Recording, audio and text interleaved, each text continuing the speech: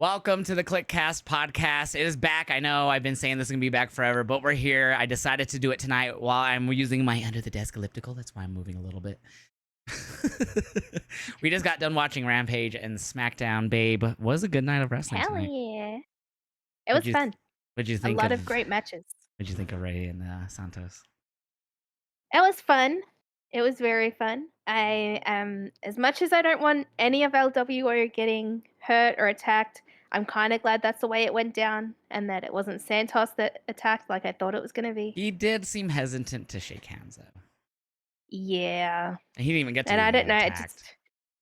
just like the way he was kind of like edging closer to Ray before Profits attacked made me think he was going to do it. I thought so But as he well, but didn't. So far they're okay. yeah, they're still united to take that. And Dragon Lee was there, which was cool. We'll talk more about that, though. Yeah. We're going to talk the whole week in wrestling, though. So, because I haven't done this in a while, I decided, hey, it's Friday night. We have, of course, WrestleDream and No Mercy tomorrow and Sunday.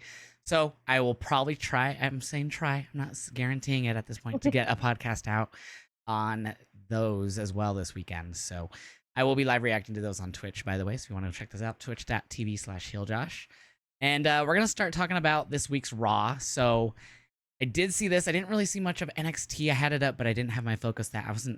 Weird. My eyes were bugging me Tuesday. So we will talk about NXT. I was obviously at Dynamite Live and Rampage. We're going to talk about both. And of course, tonight SmackDown. So Sarah, my love, you did get to see Raw this week a bit.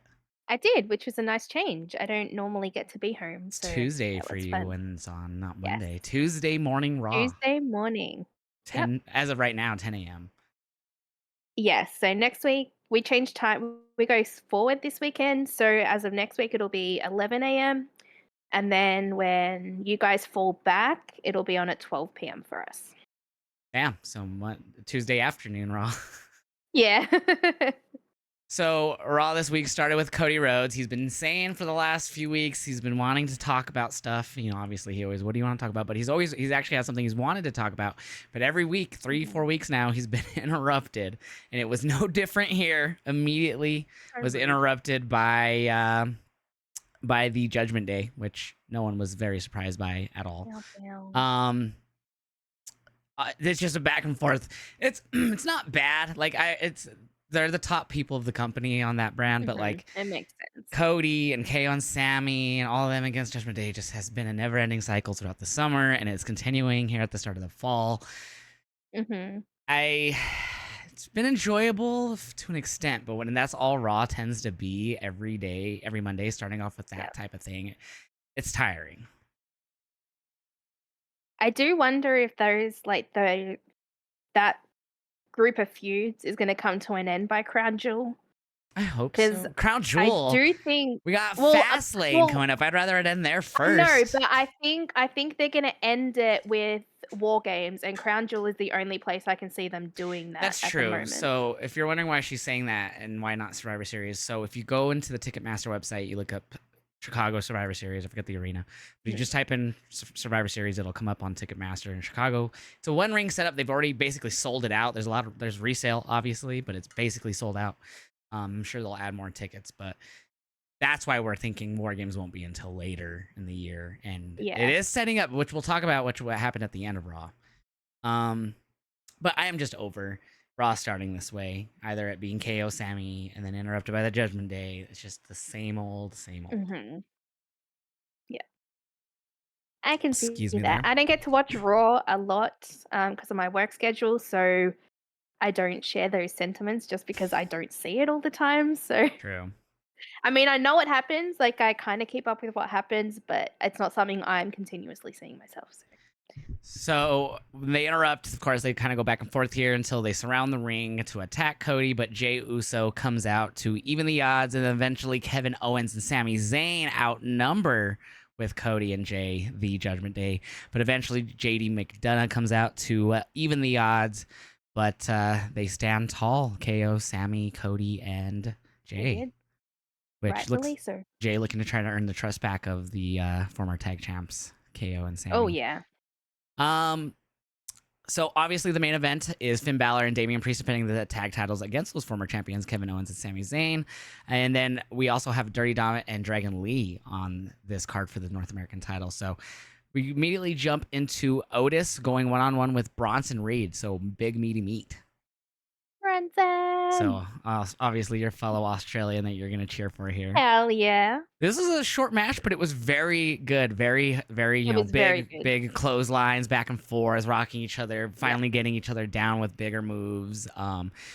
And Bronson might be, I mean, he's big wins over Gable and then get the big win over Otis. I don't know how big you consider it. I'm just kind of using the pun there. But the big win over Well, Gable, though, last week, and then now beating yeah, and now Otis clean Otis. back-to-back weeks, obviously that puts him in line maybe for a future IC title shot. Obviously, Champa is seemingly next, which we'll Well, talk about that I soon. saw Bronson say, I think it was on Raw Talk or something, or maybe just something he said on Twitter, that he wants to face all the big, like, meaty guys. I mean, who else would that be? He told Braun and who else? Big Eve if well, he returns. he pretty much just said for the WWE to throw all the big guys at him, pretty much. That'd be awesome. Omos. I mean, we So, don't even see him often. Apparently, he attacked nope. Cody at a house show. Speaking of, but he wasn't on this Ooh, Raw. So it was a good match, though. Of course, Bronson wins with the tsunami.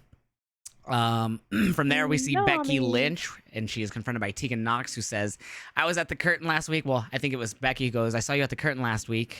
Mhm. Thought it was gonna be you," but Knox says that Natty came up and she didn't want to step on any toes, basically, and let Natty do her Natty. thing. And I think she should have stepped on her toes, but Becky basically said. That if I beat Tiff, you're next in line. So that is true. They actually showed a graphic. The winner of Tiffany and Becky will face Tegan this coming He's Monday. taken. So the winner of that Yep. tomorrow will be on Raw. What do you think of that? What do you think of Tegan Knox already being gifted an opportunity of the winner? I think it's great for Tegan. I think this should have happened a while ago in terms of opportunities for Tegan. The one thing I do worry about is she's very injury prone, as we've seen. Mm-hmm. Um, Or it could just be but bad other luck. than that, I think it's going to be a great match. I do think that it will be Becky she faces. Agreed. I think Becky retains, and I think we'll get I a. think it'll be fun, and I would not mind Tegan taking that title from her. Yeah, I don't see that happening, but I'd love that too. Me neither, but I would love to see it.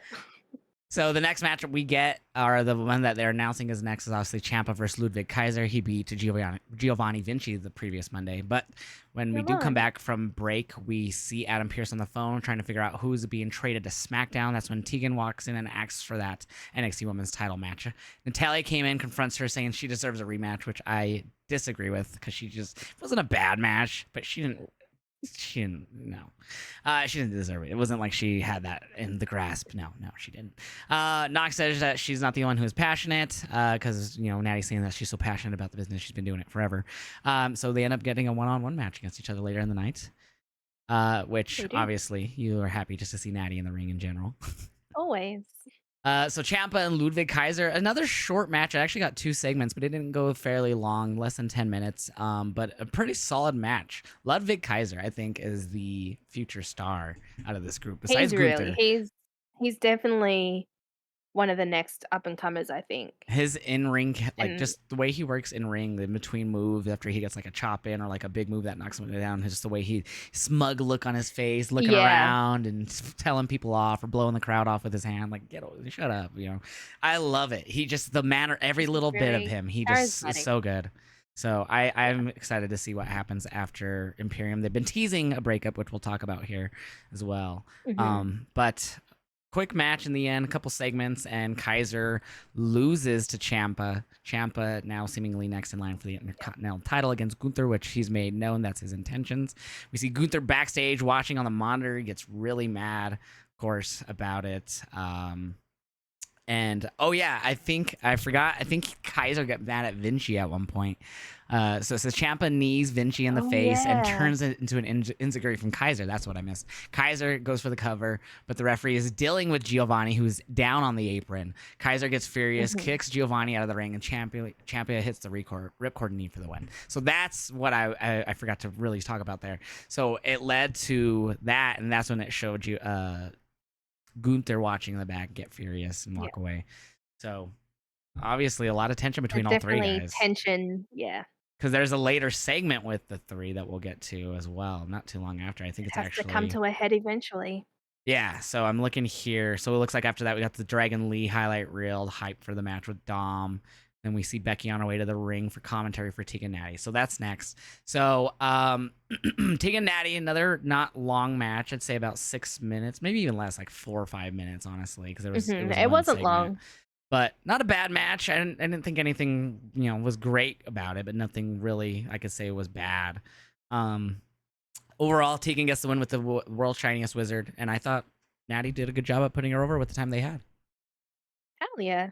I And think with go ahead, sorry. Natty, she should be like, I love Natty. I think everyone knows that, but I like seeing her in this aspect where she's putting people over, where she's not the one walking out on top. She's elevating younger talent. I feel that's usually where she is, but she does get a lot Mhm. of, and then this I don't mean this in like in a Charlotte way, but like she does get opportunities for titles when you kind of least expect it. So I was discussing this with my brother last week, and I wonder if the shot she got at Becky last week was kind of like a reward for what she did in India. Yeah, so So I wonder if that would that's make sense. Yeah. kind of like a reward, You didn't yeah. know So they just Becky wasn't able to go to the India show because I guess wasn't she had a small tear in her passport, and they take that very seriously nowadays. So yeah. they denied her access to fly, I guess, and that left them in a spot where it was supposed to be.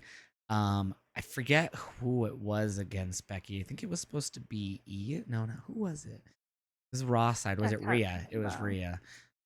No, I don't remember anymore. Anyways, that's not the point. Point is, she filled in for Becky, ran 2 matches, and Yeah. so that's why. Because I think they were looking at changing it to like a triple threat or something, and Natty's like, "No, no, no." Spilled water. She's like, "No, no, I'll happily run 2 matches," and they agreed, they That would let make her, and sense. But on yeah, and she TV got high kayfabe, it's praise like, within heh. the company. Yes. But Yes. overall, good match. Tegan winning. We go back to Finn Balor, Dom, and McDonough are talking. This is, of course, after the brawl with Jay, Cody, and Sammy and KO. So Very Damien interesting walks up segment. late after they're already discussing something, and he gets immediately into the face. Well, he throws a chair, and then he gets into the face of McDonough. Says that JD. you're never gonna be in the Judgment Day. I don't care who you're friends with, and leave. And like, but with like so much hate, and just he wanted to. Yeah. Looks like he wanted to choke him, and McDonough just walked away. He was sorry, and left. And yeah, so it was I think it very would be terrifying. fun for these 2 to have a match for, like, a place in Judgment Day. It could go that So, way. like, It seems like whoever like loses is sometimes out, and then the winner takes there their was lots of place. talk like a couple months ago when he first got the Money in the Bank about him possibly leaving as the face, since he got that because of the whole stuff with him and Yes. Finn at the time. So it's still on the table. Like that could still happen that he turns, and that's how you Mhm. get JD in because he goes out. Yeah. Yeah, So like, he loses to JD, so JD's in, he's out, and you could start a he Damien Finn becomes the face. program or something. Yes. And they had that in NXT, and it was Yeah. great. Hell yeah. So that was a really interesting segment, though. So, but we get more from them, of course. Judgment Day are featured quite a bit in Raw as usual. We get Seth Rollins there. He wants the answer from Shinsuke Nakamura. This was a really good segment. Seth, of course, over getting the crowd to sing immediately, just standing in his crazy clothing. It was his crazy. He had really crazy sunglasses too on this whole time. They were Oh, like yeah. weird, fucking big ass, I'd almost love to aviators raid that were that man's connected. wardrobe. Sure, Becky does too. Um, So it was just him telling Shinsuke, come on, I'm gonna beat you with a bad back, all this stuff. And then of course we get another great Shinsuke vignette promo on the Tron of him speaking Japanese, just dogging on him, saying the same things he's been Yeah. saying, that you're gonna walk away with your daughter will look at you with shame, and all this stuff, and this is your last chance to try to fight. So it's last man standing is what was announced here for Fastlane. He accepted finally Seth's challenge and laid it down as last man standing. I'm It's gonna excited for be that. so much fun. And I'm I want Shinsuke to win the title. I love Seth's reign. I don't hate Seth at all. So don't make.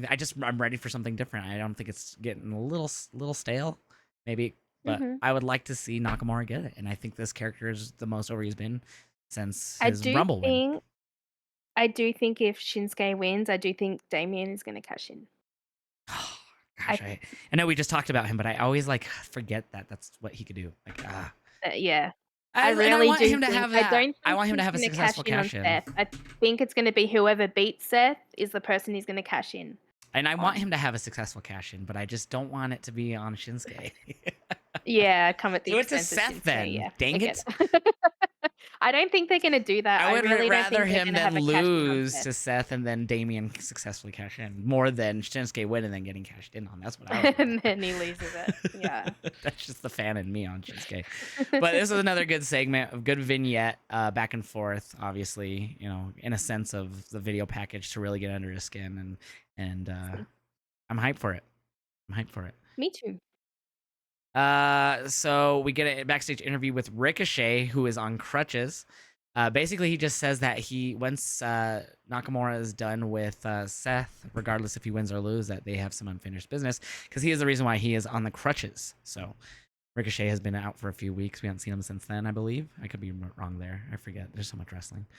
Next up is what turned out to be an incredible match: Dirty Dom versus Dragon Lee. Dragon Lee. Oh yes. So Match of the night, in my opinion. yes, so this went 2 segments. We got a commercial break in between. Started out in general not slow, like it was really back and forth. Yep. Dragon Lee gets a good amount of offense. When we came back from break is where it really picked up with a lot of top rope moves, a lot of reversals back and forth. In the end, a clean victory. No help from anyone. No, I guess people were like, oh, he racked Dragon Lee on the ropes on his nads.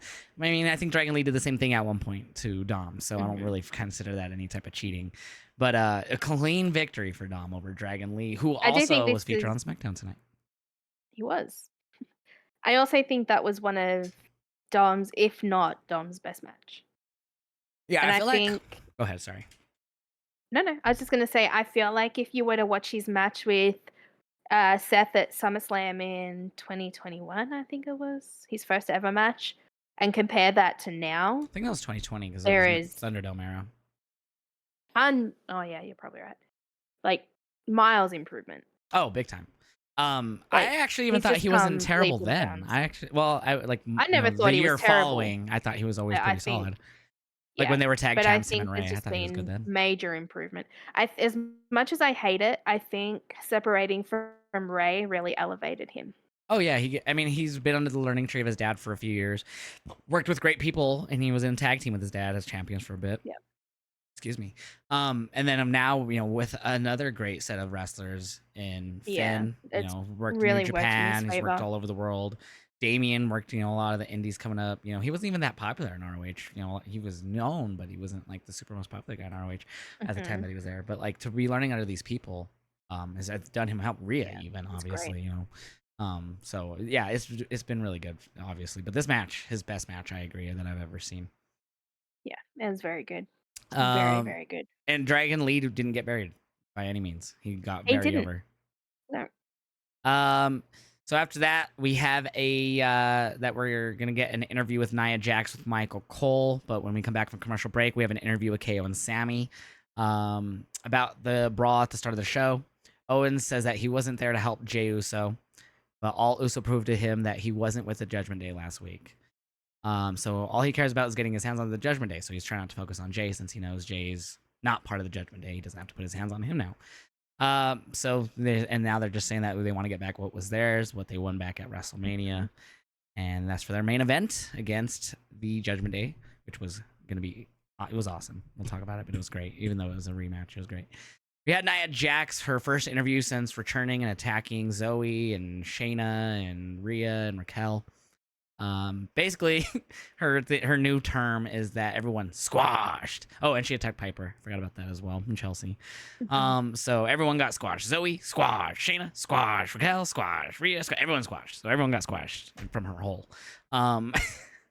So Zoe came out interrupting here, and Zoe's been featured really well since coming out. And I wasn't even a fan of her in NXT. I knew she was great in the ring. I always respected her, but I never was like a fan until she came up with and then Trish really elevated her with Becky, and I knew she could go, but she really showed herself there, and I enjoyed her ever since even more. I gotta call myself a fan of hers now, and so I was interested in this. I was kind of worried how she'd go being split from Trish. Yeah. Because obviously, well, they immediately Trish kind of was put there her to with help Shayna, her, which was kind of in an area like, oh, what's gonna happen with Shayna? That Ronda's gone, Yeah. which we didn't see her this week, but obviously because she got attacked last week. But Yeah, so it was great to see her come out and confront Naya, Mhm. this really Agree. big woman who's been squashing everyone. So I Yep. was a little obviously going in. I knew we weren't gonna have Naya's first official match back, her being a loss. So I Poor knew Zoe. going in like, okay, she's gonna lose. But Zoe looked good. This match was solid. It was short. It did. I think it went one segment. It did.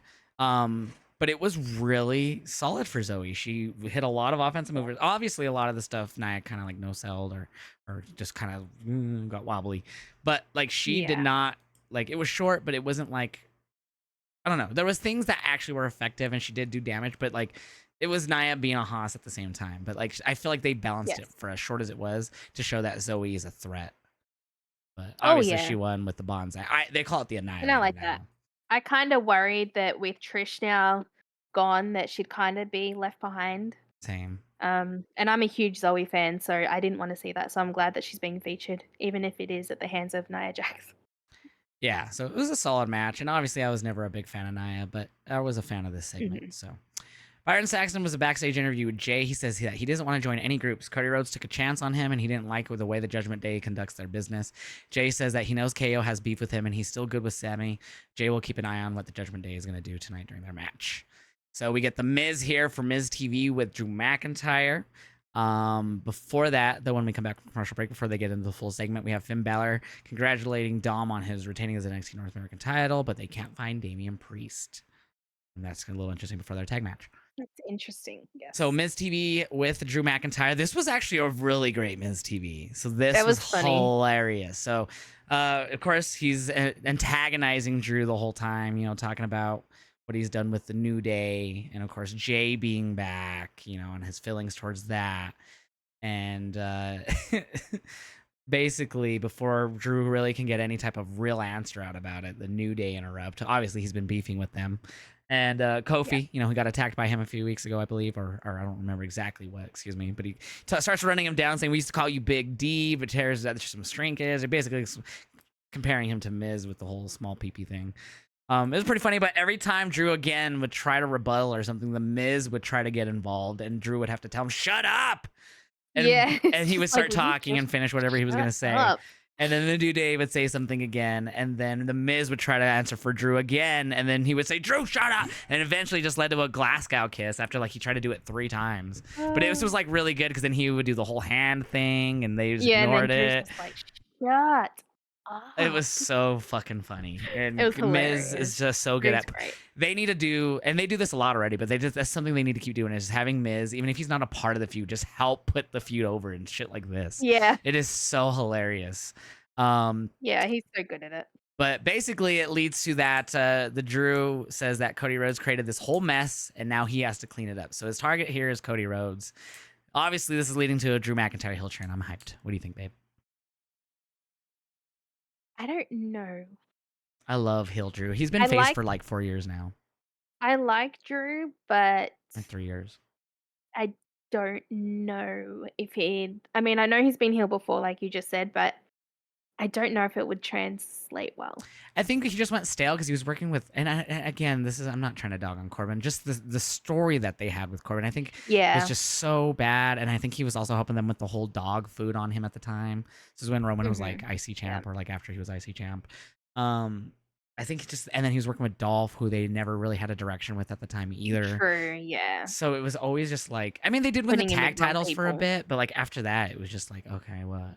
And then he finally separated and then kind of floundered again for a little bit. And who did he face the year prior at Mania? I don't remember. I can't remember I that far can't remember. back. But anyways, I'm happy for Hill Drew. This is obviously leading to it. It's going to Mhm. obviously lead to him and Cody, which obviously Cody's been floundering with. Yes. I wouldn't say floundering because it's been working, but he's been stuck in this Judgment Day feud forever. He's been working with that after the Brock stuff, and Yeah. really hasn't The done way to much get out of that is else. to go to SmackDown. Yes, so I think that's the trade. It could be anyone else too, but I really think that's the trade. And obviously, with his, earlier in the night, Cody said, I don't think, or it might have been the week prior, we're no longer in the third inning, which was a reference to Paul Heyman's post WrestleMania speech Mhm. from this year. So, Yep. finishing the story. So I'm That's the way excited to for do that. it. So I think we're gonna get Drew Cody probably Survivor Series or That would be Crown fun. Jewel if they're not gonna continue the Judgment Day thing through there, which they teased the whole 8-on-8 last this Monday. But yeah, so I really enjoyed this Miz TV segment. This is setting up obviously a lot of different things going on. So I'm loving There's it. a lot. Storytelling's been pretty solid.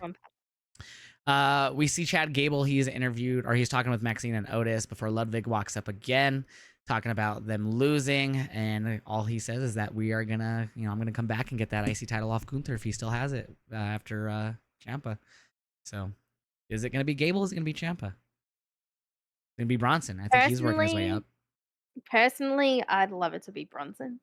I think a lot of people at this point want it to be Gable because of the matches he had with Gunther. So I think that makes sense to kind of go a little full circle on him. Finally get him. And again, they've been teasing breaking up with Imperium a lot lately, which I still haven't got to yet because we're talking a lot because it was a good show. A lot to talk about. Good. So after the Miz TV segment, we get one-on-one Drew and Kofi. Did get a few segments, 2 segments here. Had a commercial in between, but Drew and Kofi really had a good match. It was really good. Hell Kofi kicked out of a fucking future shock. He hit a Trouble in Paradise, SOS. He hit Boom Drop. It was really a really good match. Of course, we had Wiz on the outside with the trombone. I knew, obviously, it felt like that. It was obvious that Drew was going to win, but man, was this a really good match. Like 2 former world champs. It was a fun back and forth. We even got it. This is awesome chance from the crowd. But really good match. During it, what helped Drew to win in a way was that we saw Ivar and Valhalla come out and attack Woods at the end. And it distracted Kofi, which led to him turning around and getting ran into with a Claymore. I forgot that happened. So that obviously is continuing the New Day Viking Raiders feud that we never had that 2 out of 3 falls match or whatever it was supposed to be. I don't remember exactly what it was, but obviously they canceled it because Eric is hurt or whatever's going on with Eric. But good match there. Here we go. Here's the continuation with Imperium. And IC champion Gunther chews out Giovanni Vinci backstage when Kaiser walks up, and Gunther yells at him as well. Kaiser says that he would have won if Vinci didn't get involved, which is honestly true. Gunther says that Vinci will be Kaiser's responsibility from now on. So if Vinci messes up, Gunther will have a problem with Kaiser. If Kaiser messes up, he'll have a problem with Gunther. Gunther says he'll clean up their mess and take out Tomato Champs, which I call him that himself. So after that, we get our main event, the Undisputed Tag titles on the line. But before that, we actually do have Ivar and Valhalla who are walking backstage. Byron Saxton tries to walk up to interview him. He says, "Why did you take out Kofi?" Ivar says they took out Eric. Valhalla says it's an eye for an eye. So that is why they attacked Kofi or Woods. So they do make it official that next Monday it is Tegan versus the winner of Becky Tiffany on Raw. So next Monday we'll see another NXT Women's title match. Of course, we'll talk about NXT here in a moment. But the main event, once again, another great tag match between the Judgment Day, Finn Balor, Damian versus KO and Sammy. What was your thoughts on this match? It was fun. Not a Judgment Day fan. But it was fun. It was fun to watch. I think I know it's happened a lot, but they work really well together. Yes, I agree. I really think they work well together. They get the crowd going. They're just captivating in a way to watch. And this was the typical match, but like even though it was like the same thing that we've seen when Dominic getting involved, we saw Cody and Jay get involved to even the odds. Yes. Because we did have McDonough come out as well.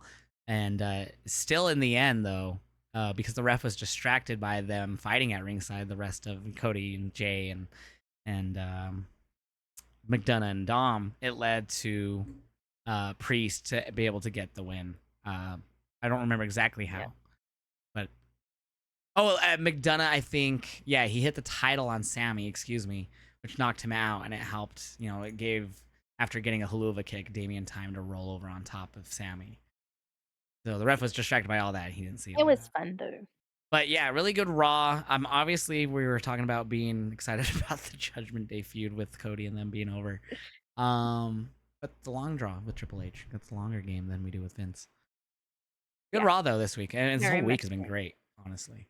NXT, I didn't have my most attention to. Sarah was working that day, so we're just gonna kind of skim over it and give our thoughts on everything. So a lot of matches were announced previous to this episode. We had the Heritage Cup Finals, Butch and Joe Coffey. Butch ends up getting the win, so he's taking on Noam Dar tomorrow if you're listening to this right now, the 30th for No Mercy for the Heritage Cup. And I'm excited because I've enjoyed the Heritage Cup since it's come over to the main NXT brand. And I'm going to give my prediction now on that. I'm going to go with, I think Noam Dar is going to retain. I really do. I know they brought Butch down for this, but I think Noam Dar retains. I think it's going to be Butch. I don't know if it's happening, It's but I possible. did see him say on Twitter that he needs some backup. And it's going to be Tyler British Bate. Strong Yeah, style. I saw yes. that. Yes, I remember that. So I have a feeling that Butch is going to win, and it's going to lead to Tyler Bate and Butch. That would make sense because Tyler Bate won the hair. So they did the whole storyline with Nathan Frazier where he beat Oro Mensa because for some reason Noam Dar said Oro was going to defend it for him. Yeah. But then he was like, I didn't really lose it. That was Oro. So they did like a whole thing where it was like Noam got another trophy somehow. And so he was parading it around all happy after he was like all like Linda McMahon for a while. If you remember the Linda McMahon storyline, he was literally, that was him. He was just fucking brain dead. That was funny. But he finally got a random trophy, a replica basically, or the same fucking trophy. And then they did a Tyler Bate and him, and then Tyler Bate actually beat him. And then he was like, I never really, like, that wasn't the real one because now he has the real one. Yeah, so then it was Nathan had it. The real one. So I guess that would make sense to have Tyler Bate since he never like lost it or never won it, however you want to look at it. But so that would make sense to have him, and obviously their former British Strong I think style. that's just what's gonna go But then down. again, this is Butch. This ain't Pete Dunne. I'm just kidding. Doesn't matter. I was hoping they were gonna change his name back when Hunter took over, but it's still Butch. Yep.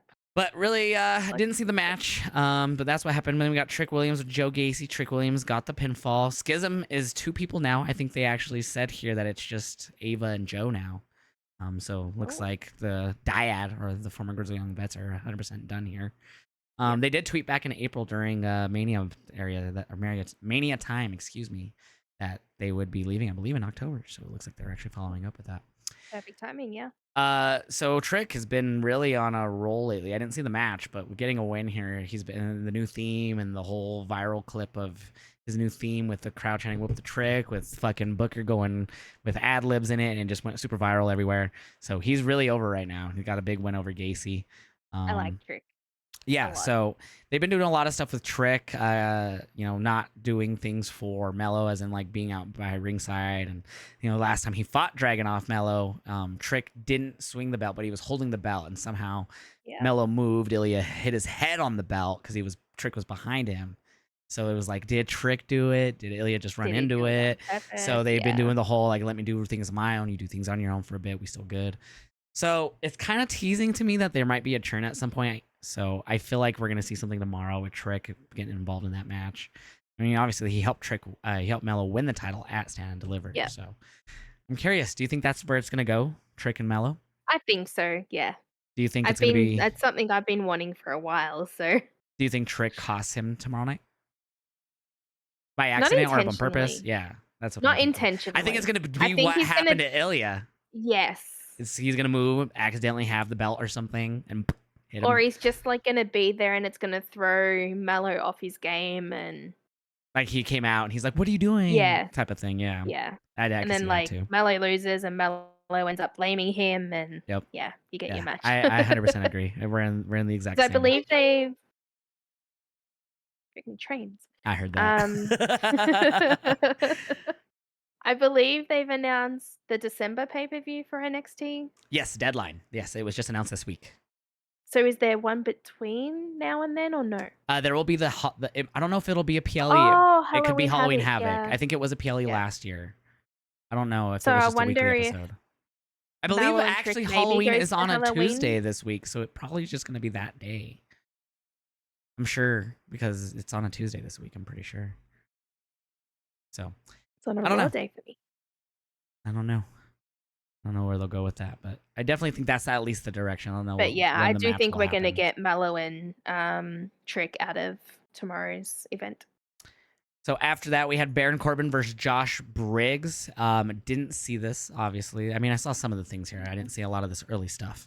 Sarah was at work, but Baron Corbin gets the win. It looks like it was a short match.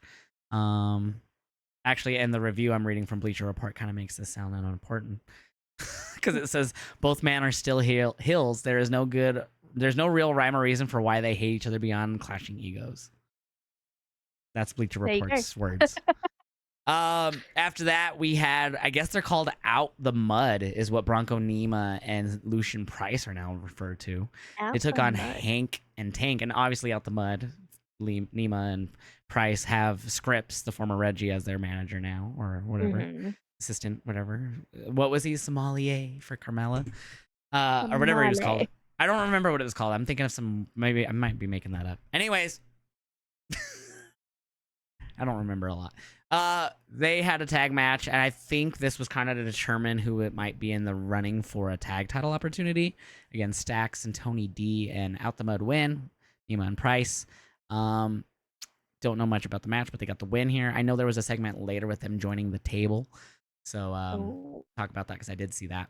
I didn't see this, but I heard good things from the homies on this one because of this. I don't remember what I was doing here, but I didn't watch this match.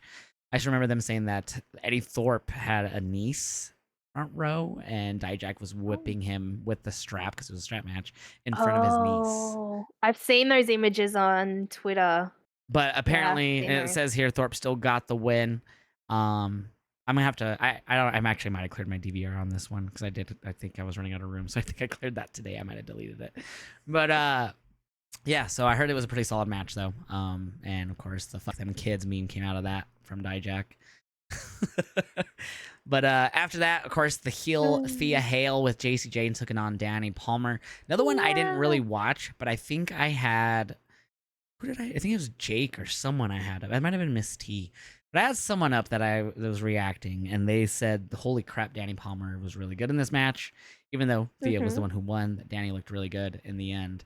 But Thea coming out with like a very JC Jane style-esque gear, I guess. I love it. Because they did the whole segment the week prior where she was trying on different things with JC. So she was wearing a more revealing attire, I guess is the way to put it. I didn't see this. I had heard it from whoever I was watching react. I don't even remember who I was watching. After that, we got a number one contender. So they didn't really give a rhyme or reason why Noah Ali for No Mercy.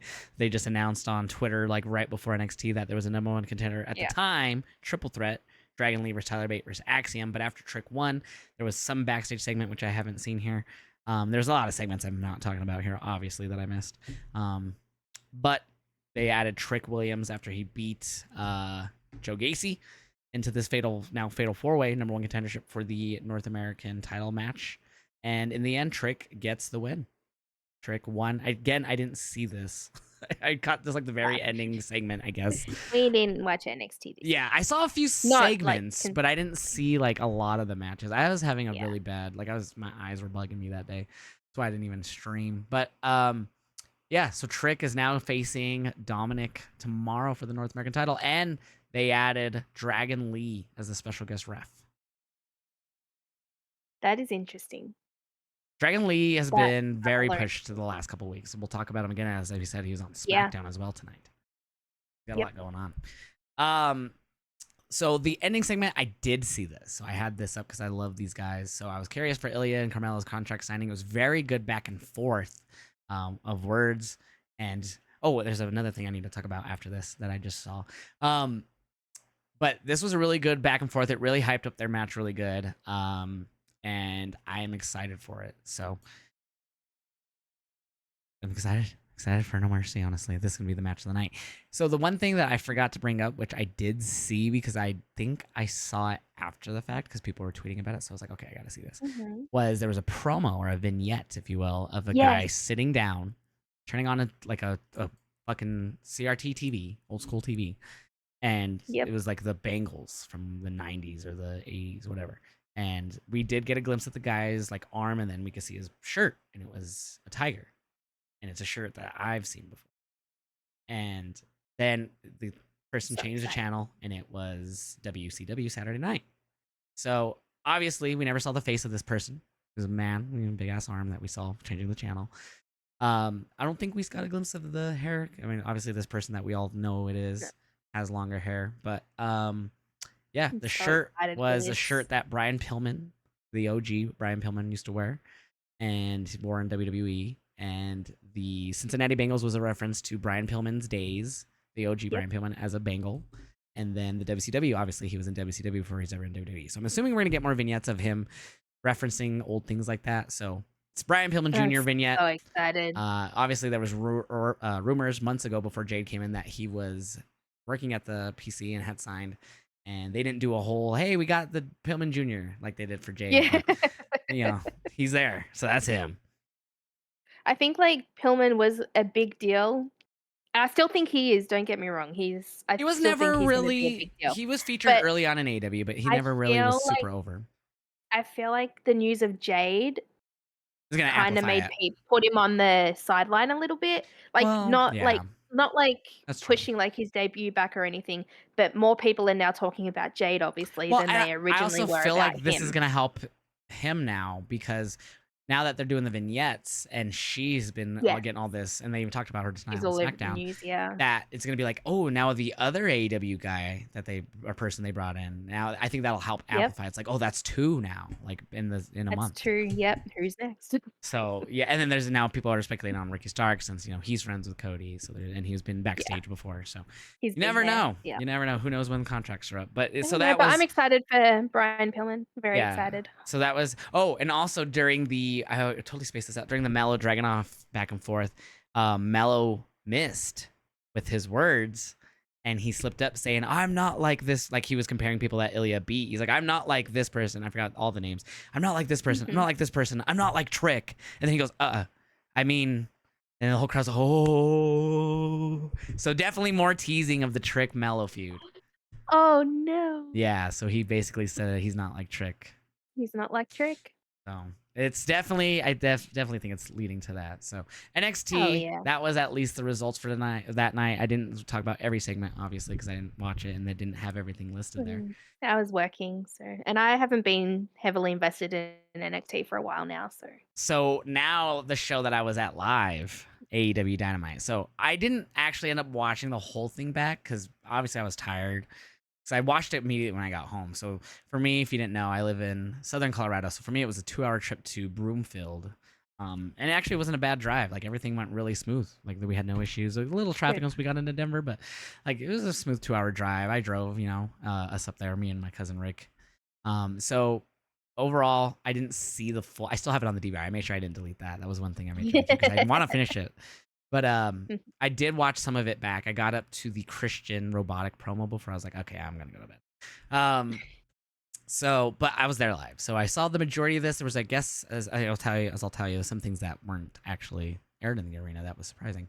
So we start off with Dynamite, and so the things I knew going into the show that were announced was Willow, Julia, the contract signing with Hangman Swerve, the Fatal 4-Way between Nick, OC, Penta, and Austin. And then right before we got in, you tagged me or you sent me the tweet of the triple threat with Matt and Claudio and Brian. And I think that was everything we knew. Pretty sure.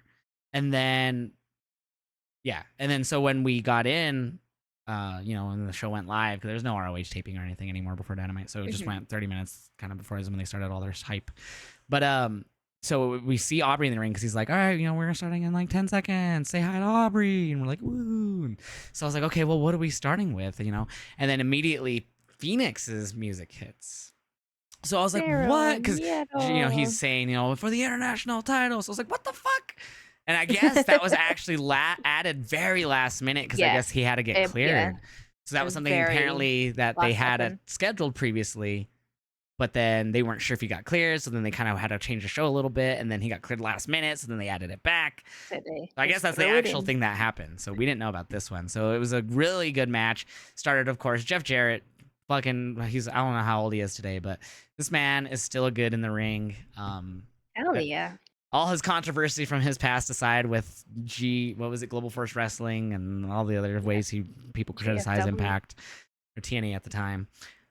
This man is charismatic as fuck. He knows how to get the heat in any match he's in. Karen, oh my god, Karen is even annoying. But this whole group works. Sometimes I feel bad for Jay Lethal because I'm like, man, I feel like he could be in a better spot. But like honestly, this might be the best spot he's been in an AEW. So Oh, yeah. But yeah, Jeff Jarrett has really brought a lot of life to that little group he has. I guess the former Impact wrestlers, except with Satnam Singh, is the only one that wasn't there. Um, but it was a good match. You know, you had all It the was fun. I interference from love Jeff everyone. Jarrett, so You I know, you always had Alex enjoy listening. Abrahantes trying to argue with everyone as always. You know, trying to help even the odds. Good match. Phoenix retained. Crowd was hot. We were a Oh, small crowd. metal. We were probably like barely 3,000 people, if that, and we were loud. Mhm. It was very loud. No, Yeah. we weren't sold out. But so I don't know why people want to make fun of that. But really good opening match. Obviously, I don't know about commercials and whatnot, and there was some segments that I didn't see. Um, so they end up immediately going into the MJF Adam Cole on a boat. Oh, yes, that was hilarious. And so we saw I this love obviously that in the arena segment. because it was like a 3-minute little video. But basically they're out fishing on a boat, and MJF's like, "You need another drink, buddy?" And he acts like he's gonna go get another drink, but he pulls out the diamond ring. Yeah. And then Adam Cole like Cole's like, "Was this your predicts, plan?" yeah, he predicts exactly what he's doing. He's like, "Max, you didn't bring me out here on a boat in the middle of nowhere just to hit me with the diamond ring and throw me into the water, did you?" No, no. And he puts the MJF's diamond like, ring "No, away. never, I wouldn't do So that." stupid. He like nailed it to a T. And he's like, I forget exactly what he said, but he's like, basically, he's like, last time I tried to throw someone into the water, something happened. I don't remember exactly what he said. But then, so they're fishing at the same time, by the way, as this is all happening. And then Adam goes, "Oh, I got a bite. I got a bite." And they, pull, reel. And they're fucking trying to pull. Then it cuts to fucking Big Show or Captain Insano. And he's fucking in Captain a floaty in Insano. his gear. And he's like, "What the hell?" Pulls the hook out of his mouth. He's, "What are you doing?" I don't remember what he yells. But then it cuts to like them all together on a boat drinking a beer. He's like, "You know what? Better than you, baby. You're all right." It was such a dumb segment, but it's so funny. It was funny though. What did you Those two think of work it? really well together. I love that they brought Captain MJF and Adam Insano, Cole just there, because that's just such a hilarious. random I mean, it's a popular movie, but it's such a random reference to the character he played in one movie. Oh, it was funny. It was a funny segment. I've Yeah. enjoyed their story. Yeah, and we got to see the start of the whole thing in general, like them essentially starting the feud, which turned into the We friendship. did, Started yeah, in in Colorado Springs in Springs. June, and I got to see the continuation of it here, which was a big turn because a lot happened last week. So it led to a lot going on here, and I'll talk about it. I read a lot of reviews of the show, like after, like when we were like out to eat after the show, kind of off Mhm. comment here, but it seemed like a lot of people thought the show was paced very well with storytelling and wrestling. Like at least when it comes to Okay. the Reddit and Twitter that I read, a lot of people said like this Mhm. was a really solid, like, segment after segment was good. Yep. And I would agree because I was there. But we obviously get a commercial or a little package for Don Callis and Takeshita next with Sammy. They're gonna announce Sammy as the newest member Sammy. of Don Callis family. So they come back Sammy.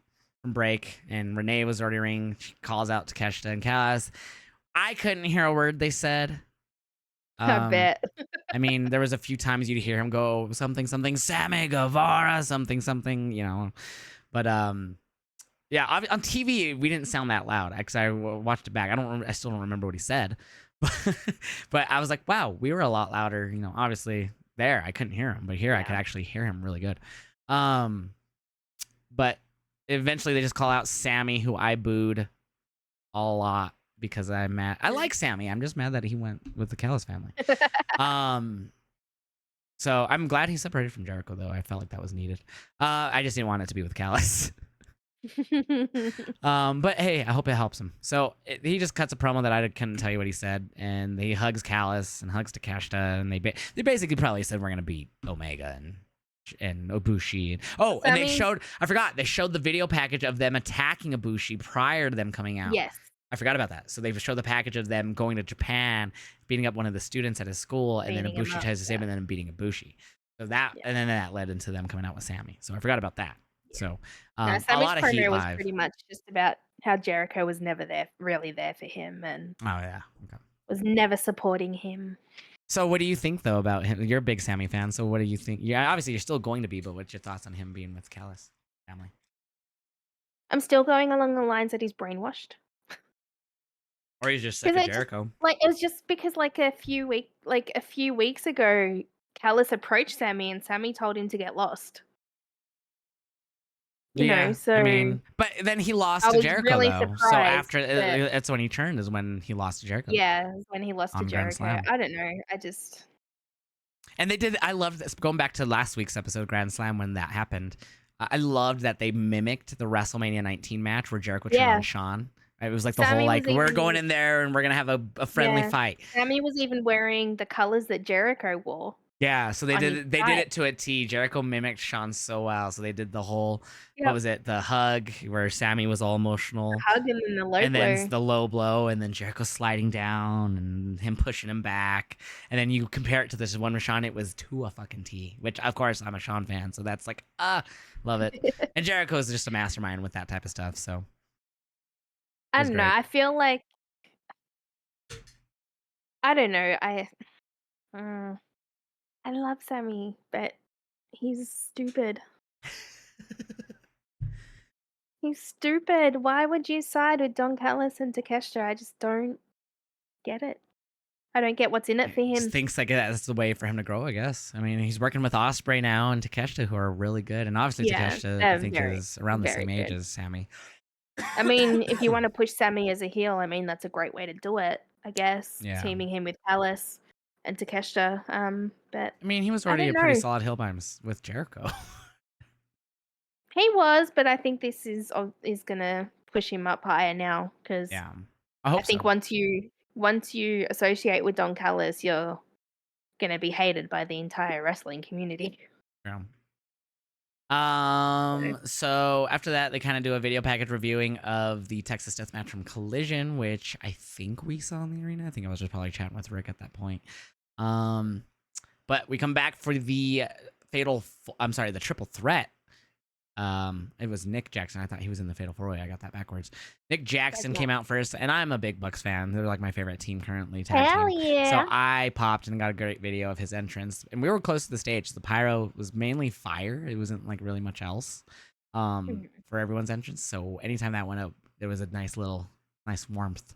It wasn't bad. Like it wasn't too hot either. It was like, ooh, that felt good. Like that was nice and warm. It was actually really cool in the arena. So it was kind of like, oh, that was a nice little heat for a second. But it was a really nice day. Like the weather was great too. There was like barely any wind. It was sunny all day, like in the 80s Fahrenheit. So it was really nice. Like the 20s Celsius. It was really good. So it was just nice in this. So it was a nice little heat. But of course we're at the beginning of fall, so it was pretty good weather. Really good triple threat though. Like these three were great. I feel like we rarely see Nick and Matt in singles matches, Yeah, or like separate from each other. it's fun seeing But them all three, obviously run things on Claudio, their own. Cage, and Nick, put on a great match live. I got a really great photo I could actually show real quick of Nick mid 450. I think I posted it to Instagram, which These I'll three put up were like not people I would think of to throw in a match So together. that was from Matt's entrance, obviously. But I Hell know I yeah. posted the Nick 450. It might be on I love that So photo. I caught him mid 450 on Cage, but great match overall, triple threat. I don't know if it really had any implications to anything. I think it was just kind of a random match they pieced together. The winner challenges It's the for international a title. for a I'm sorry, shot, yeah. I didn't miss that. So For that means Nick. Nick got a shot at the title. Okay, I totally missed that announcement. I'm assuming, what's his name? Fucking ring announcer. How am I forgetting his name? He's like one of the best ring announcers right now. He goes, yeah. You know what I mean? What's his name? Justin Roberts. You didn't remember either. Huh? You didn't remember Yes, either. I did. You didn't say it. I just said it. Because I was waiting for you. Mm-hmm. That's what I would want people to think too. Mm-hmm. So Nick Jackson gets a future shot. I didn't realize that's what that was. I probably saw it on the TV and just totally blinked it out because I was fucking 2 a.m. when I was watching this back. But I was like, I'll go to bed. But it was really good triple threat live. So after that, we had another video package. It was the Righteous talking about facing MJF and Adam Cole at WrestleDream for the ROH Tag Titles. Obviously, if you watch Grand Slam during the main event of Samoa Joe and MJF, when Adam Cole came out, he jumped off the stage, which was parallel to the ring. It was like the same height, never went down. Very high. I'd say at least 4.5, It's 5 very feet high. up. And he leaped, so he got a little extra air. And when he landed, he obviously hurt his legs. He was limping all night after that. And the word came out he went to the hospital and walked out on crutches.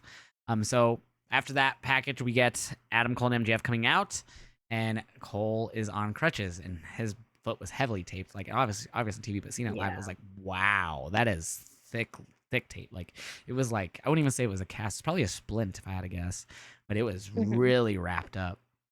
Comes out, they do their whole entrance. This was a really good segment. This was a really long segment too, like a promo, because it cut into two different promos.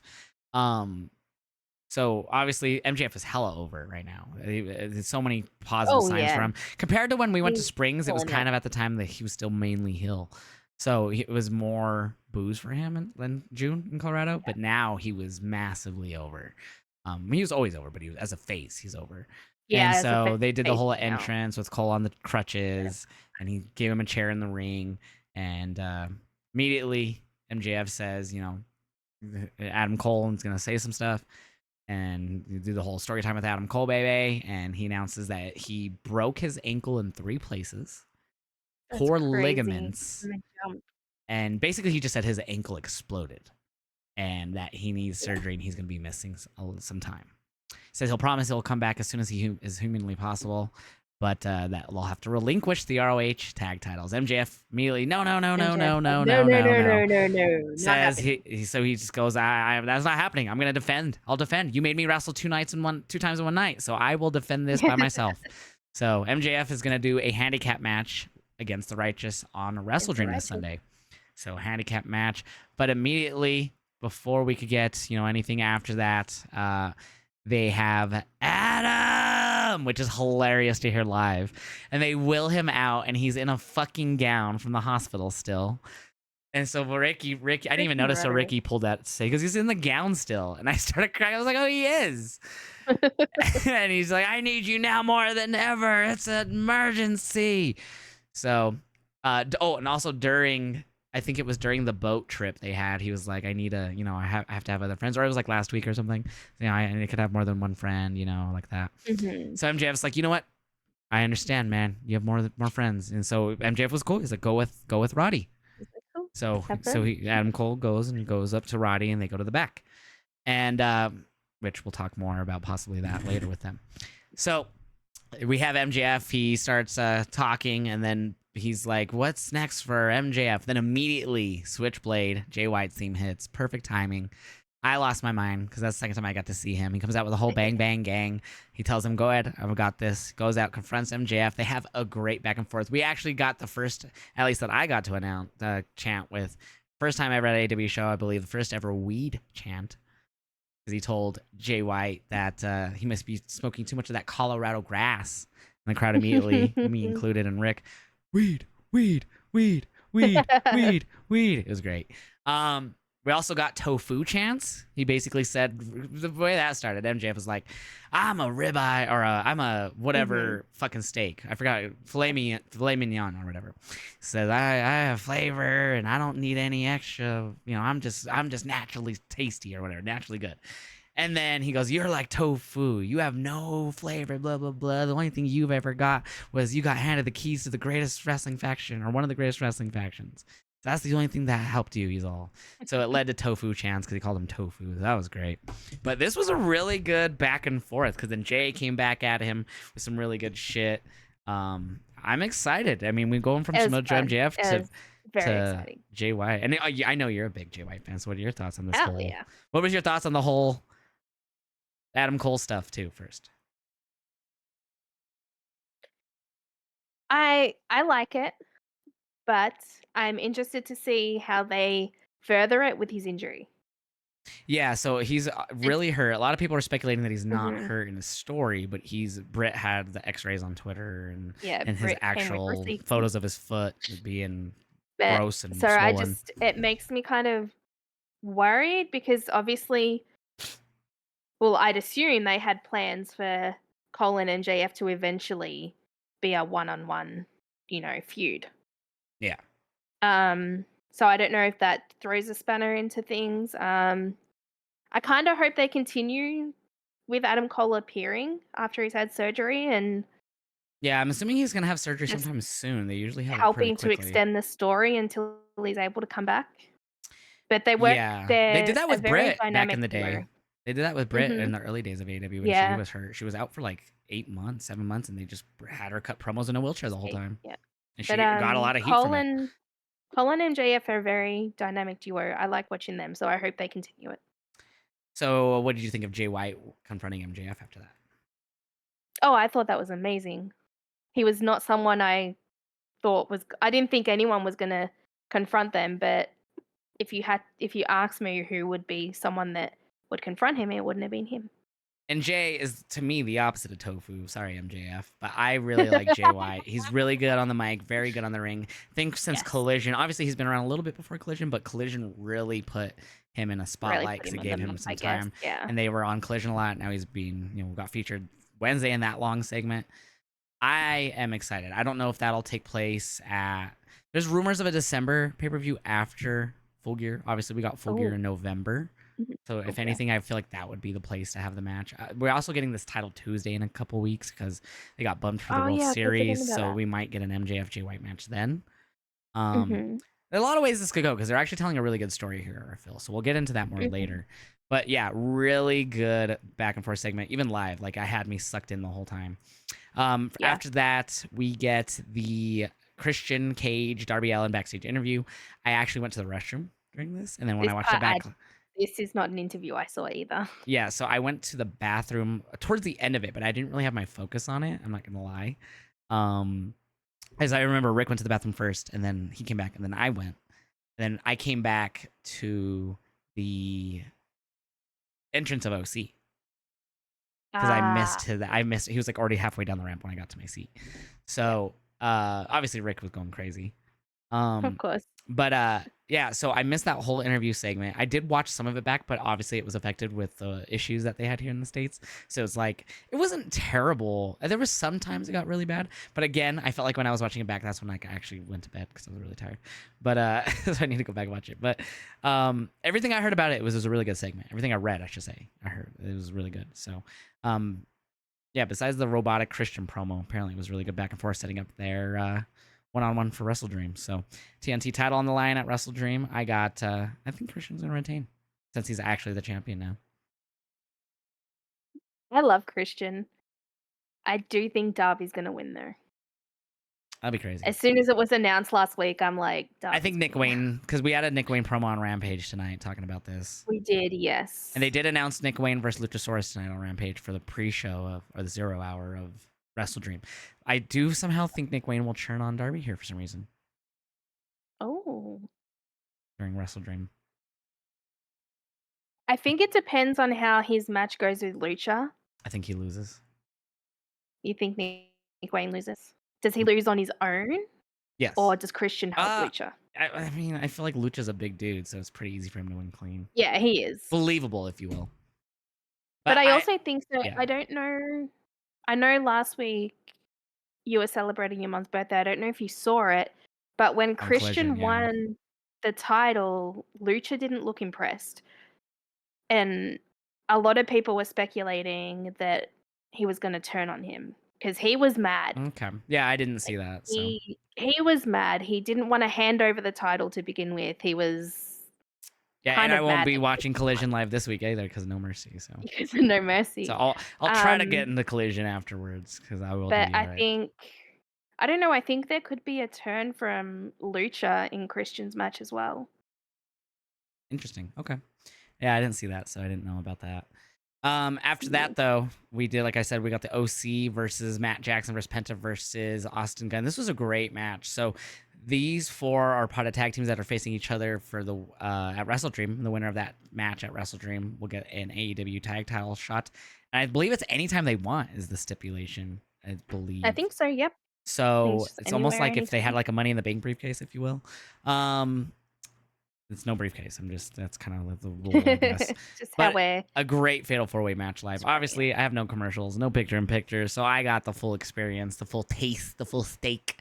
And man, another great match. These four. There's at one point they all kept hitting Canadian Destroyers. So I'm assuming some Cornette people got mad about that because they all hit Canadian Destroyers at one point. I think the only one that didn't might have been Austin, but he might have. I don't remember for sure. But no, it was a really good match. I love OC. If you've watched the streams, you know. But I'm the bigger Buck fan than I am an OC fan, so I was cheering on Matt, and they all looked good. Penta, I love all these guys except for Austin. I'm not a gun fan. Mhm. I like the bang banging, but I'm not a big guns fan. Yeah, Um, I like everybody in that match except for OC, so anyways, so it was a good match. OC gets the win in the end. Really, really good match live. Obviously, me and Rick were just yelling at the top of our lungs this whole match. yeah, it What was was your fun. thoughts?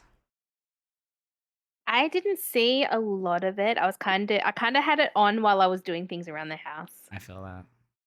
Um, so I didn't have my full focus on it, but what I saw was very good. I did see a lot of people poking fun at Austin on Twitter, and he even made a joke about it as well, because apparently he just kept getting thrown over the top rope, and Yeah, every they move kept. he hit was countered by like a top rope Yeah, so uh, they did like a lot of knockout. comedy So stuff with him, but yeah, I didn't. yeah. At the beginning, he got thrown out a lot, but there was Mhm. another thing where him and Penta were doing like Penta does his little like creep walk thing when he takes off his Yes. glove and all. So he mocked Penta. He just did it back to him, like kind of making fun of his. So they did that, and then I think that's what led into the Canadian Destroyer spots and stuff like that. So it was overall Yeah. comedy and really good wrestling in general. Um, Mhm. but But after that match, all tag partners came down. Hook and Nick and mhm. Phoenix and uh, Colton. They all came out and they all just kind of like looked at each other. Then nothing really came out of it. They just looked at each other and left. It was really A little quick. stare down. Yeah. After that, we have Julia Hart and Willow. I don't think there was anything in between here. It seems. Willow looked mad. Yeah. So I've seen Willow every time I've been to AW in the last year. So I've been to 3 AW since last December. Mhm. Um, all Dynamites, and so I saw Willow on I think both first two times were both a dark match or a taped match. So she was all the happy, dancing Willow. This time she came out, her head was bandaged from the attack from Collision that I didn't see. Julia. She Yeah. was supposed to face Julia on Collision, but she got attacked. And so she was bandaged and she just walked out and the crowd, yeah. Julie's entrance is great, by the way, live. The lighting that they do on the crowd with those crazy lights Yeah, I'd love to and see the her dark, live. it is great. It is fantastic. With Brody behind her too, is because the height difference. He's like a foot and a half Mhm. taller than her, so it's like damn. But that match was really good too. The women's and usually I feel like some of those matches they do like that aren't the bigger names on Dynamite when they throw in that 9:30 fucking women's match is usually just a throwaway. But this one, obviously Yeah. going into the TBS title, but it was really out on live. So, but it was really fucking good. Like we I had think this is Julie awesome is a chance during strong it. competitor. She's improved a lot in the last couple of years. I think she's very, very, very good. Yeah. Very So, good. and her moonsault was fucking crisp. As much as I wanted Willow to win it, I knew that Julia was going to win going into her match with Going into Chris. yeah. I almost said Jade because she Yeah. was TBS champion forever. But so Not great match anymore. live. Obviously it wasn't. I felt like it wasn't too long. I think we got a commercial in it. Yeah, so we got a commercial during it. But really good match. And afterwards, Julia continued beating down Willow, and then out came Chris for the save. And then Julia, of course, ran behind Big Brody Lee. Actually, at one point, Willow mocked Brody Lee during the match too, doing his whoo, before she hit the pounds. Oh yeah, I forgot about that. But yeah, so Chris Statlander came out, Julia hid behind Brody, and basically stared her down from Brody being in the way. But it was really good women's match live. Like obviously I'm there live, so I feel like when you're there live, you're gonna love everything. But I think being live, I think it's different. It's different atmosphere. It's a different vibe. Like I mean, there's a you enjoy possibility to everything have you a stinker see. live, but I feel like we didn't have one there. Even our pre-show match was a fun little 8-man comedy match with the Dark Order and the Butcher and the Blade versus Colt and Brandon Cutler and I forgot the other guys' names, but it was short. It was like 3 minutes, 4 minutes, but it was really fun. Did a lot of comedy spots with the camera and the spray, the cold spray he has, and actually the funny thing with that, because that was our only dark match, is before the whole card. Or before Dynamite, it was Kip Sabian was out with Butcher and the Blade, and he at one point got on the apron, and Brandon Cutler was doing that spray on him, but he had his sunglasses on, so he just stood there and just took it, and nothing happened. It just distracted Cutler for him to get rolled up or something. It was That's so funny. stupid, but so funny. But yeah, so that match again with Julia and Willow was good, and that pre-show match was good. So, of course, our main event segment is the contract signing between Swerve and Adam Page for their match for WrestleDream. And I was hyped because obviously during Swerve's entrances, Nana has been getting his dances over. And so it's been a thing kind of going viral on social media. And I did it during one of my previews like 2 weeks ago. And Swerve stopped him from dancing. And I was Like, direct no more. line of Back you sight go. of Swerve and Nana, basically. I'm really close to the Mhm. stage. And so Nana came out first, as always. The song hits. Everyone's ready for the Swerve when I drive. And right as he starts to dance, first move, he goes like that. And right away, Swerve was already right next to him and just put his hands out and goes, He's like, "Okay." no. And Nana walked away. And so we were all, boom, more heat, of course, on Swerve. Great way to get more heat on him. And so it was a good contract signing. The kill shot line. I don't know if you saw that, where he was like, "What's an outlaw to a cowboy? What's a buckshot to a kill shot?" Referencing Lucha Underground, his character in Lucha. I believe that was the saying. I might have misworded that, but he also dogged on our Denver Broncos, who lost the previous Sunday by 50 fucking points. I shouldn't laugh. It's not funny. It's funny. No, it's fucking memeing. It's a meme. Like, how do you lose so bad? I've been a fan of the Broncos since I was a kid, so I can't say it like it's fucking fuck the people who are. No, we deserve it. We almost set an NFL record for the most points scored on a team in a game. Luckily, their coach had mercy. He literally could have did it. He could have kicked the field goal and got it. They were so close, and he decided to have mercy on us, and he sent out their team to nil. Anyways, he did a Bronco line. He says that saying that was beautiful, but almost as pathetic as the Denver Broncos. Anyways, but this was a really good back and forth. Hangman had some great lines as well back. In the end, the vicious side of Hangman was shown when he went to sign the contract. He stabbed Swerve in the hand. So Hangman stabbed Swerve in the hand. Jesus. And it led to security coming out and breaking them apart. And Swerve left, like, holding his hand and looking at it like, oh, damn, I think I'm all right. But it was a really, really good. There was a lot of great storytelling, a lot of great back and forth on this Dynamite. I thought it was really good balance between great wrestling and great storytelling. Did you see that segment at all? No. Yeah, you should watch that back. It was crazy. And now I want to. But a really good AEW show. Being there live, obviously, I don't have really anything negative to say about it. I thought it was one of my favorite show was the first one I went to last December because it was the New Year's match, so there was a lot of bigger matches involved. And I got to see Kenny and the Bucks against the Death Triangle for the match 6 out of 7. It was a false count anywhere, so that was wild. But and there was a lot of, I think there was a few extra title matches because even Rampage was stacked with Jade versus, I think she faced Kiera Hogan at the time. But yeah, so I feel like out of all three, if I had to rank them, I'd say, sorry, babe, my favorite was the one I went to New Year's Smash. Second favorite, the one with June, and then this was the only other reason I say this was third is just the match quality. I feel like in general, I was more interested in a lot of the other matches, and then there's one with you is because I was there with you, and I got to see you be at your first AW show, so that was fun. Yeah, it was fun. I think I enjoyed that more than the show, honestly. But it was a good show. Like, that was a good show in Colorado Springs. That was the start of the MJF Adam Cole at the time feud. And also we got, I forgot, we had an ROH tape. We got the Guns with oh, they joined BCC that night. Jay or White. BCC, the Gun Club. Sorry. BCC. Not the Gun Club, the fucking Bullet Club. Jesus, can't remember names right now. But yeah, so that's my ranking. Was the first one because I got to see, the full elite. Sorry.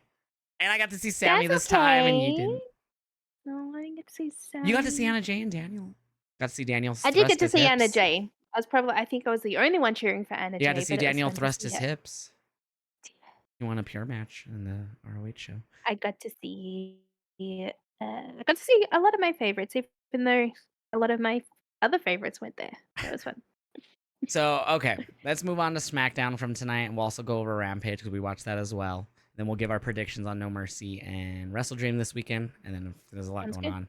So, SmackDown was really good tonight. I love it. In general, very good. 2 hours is just so much better flowing than 3 hours Raw. Raw could be good, but you just at one point you're like, okay, we have an hour left. Okay, Like, you start keeping track of time during Raw. An sometimes. hour and 2 hours to go. But SmackDown was great. We started off with Jimmy, who is definitely hated right now, with Solo and Paul. He seems very manic. That's the way I described it tonight. He's just very manic. Even like Paul is like, what the fuck? Like, what is this guy doing? What are you doing? But fucking Jimmy's back all in on the bloodline. I'll put them ones up and fucking looking at Paul like, let's go. So give me that. And like no one wants to like shake his hand because they're all like scared of him. Definitely trying to act like the tribal chief while the tribal chief is absent. That's a good way of putting it. But they basically said Cena ain't gonna have a partner because he ain't gonna make it to Fastlane. I think they said that later on, but that was kind of what they insinuated here as well. They said they took out AJ, that's why he wasn't there, and that they're gonna keep taking out Cena. But before they could even continue, Carl Anderson came out, said, I didn't want to be a part of this. He beats them down and then gets the mic. I didn't want to be a part of this, but you made it personal. It's personal now. So we get Carl Anderson. Been there last week when they were beating the crap out of AJ. So we get Carl Anderson and Jimmy Uso one-on-one after that. And pretty short match. Jimmy gets the win over Carl. Nothing crazy here. Afterwards, they beat him down with Solo. And poor Carl Anderson got Samoan Spike to hell. Yeah. So, do you think that's going to continue? Do you think that they're going to continue after Fastlane, AJ and Jimmy? I think this is AJ's path to Roman. I think he's gonna. I think Roman's been announced for a show coming up in Oklahoma because Shaw messaged me. He was like, "Is this from WWE?" And I'm like, "I think that's from their Twitter." He's like, "Okay, I just wanted to make sure because I'm gonna get tickets." He's like, "I'm going." Yeah, he's like, "I just wanted to make sure because I'm getting tickets then. Like, if Roman's there, hell yeah." So I think sometime here in October, I don't remember the exact date, like the 16th or something. But I think it's the 13th. It could go into AJ. I don't think they're gonna do John and Roman again. I do think it's gonna lead to AJ and Roman. First, AJ has to go through Jimmy and Solo, and then I think that's gonna push him through to Roman. I agree. I think we'll see that eventually. I don't know how soon though. But after that match, what I didn't get in my reaction, unfortunately, that I posted was when Jimmy and Solo were walking up the ramp. Mia Yim comes out. She stops, and obviously that's how it all started with them. Was Jimmy disrespecting her backstage weeks ago? So she stopped and stared, and they stared back, and she smacked the taste out of Jimmy's mouth, and he was like, "Damn, damn!" Like he was even shocked. Don't mess with her. Yeah, he was like, "All like, I hurt." Lesson learned. And Solo was like, "That sucks." Like, it was really funny.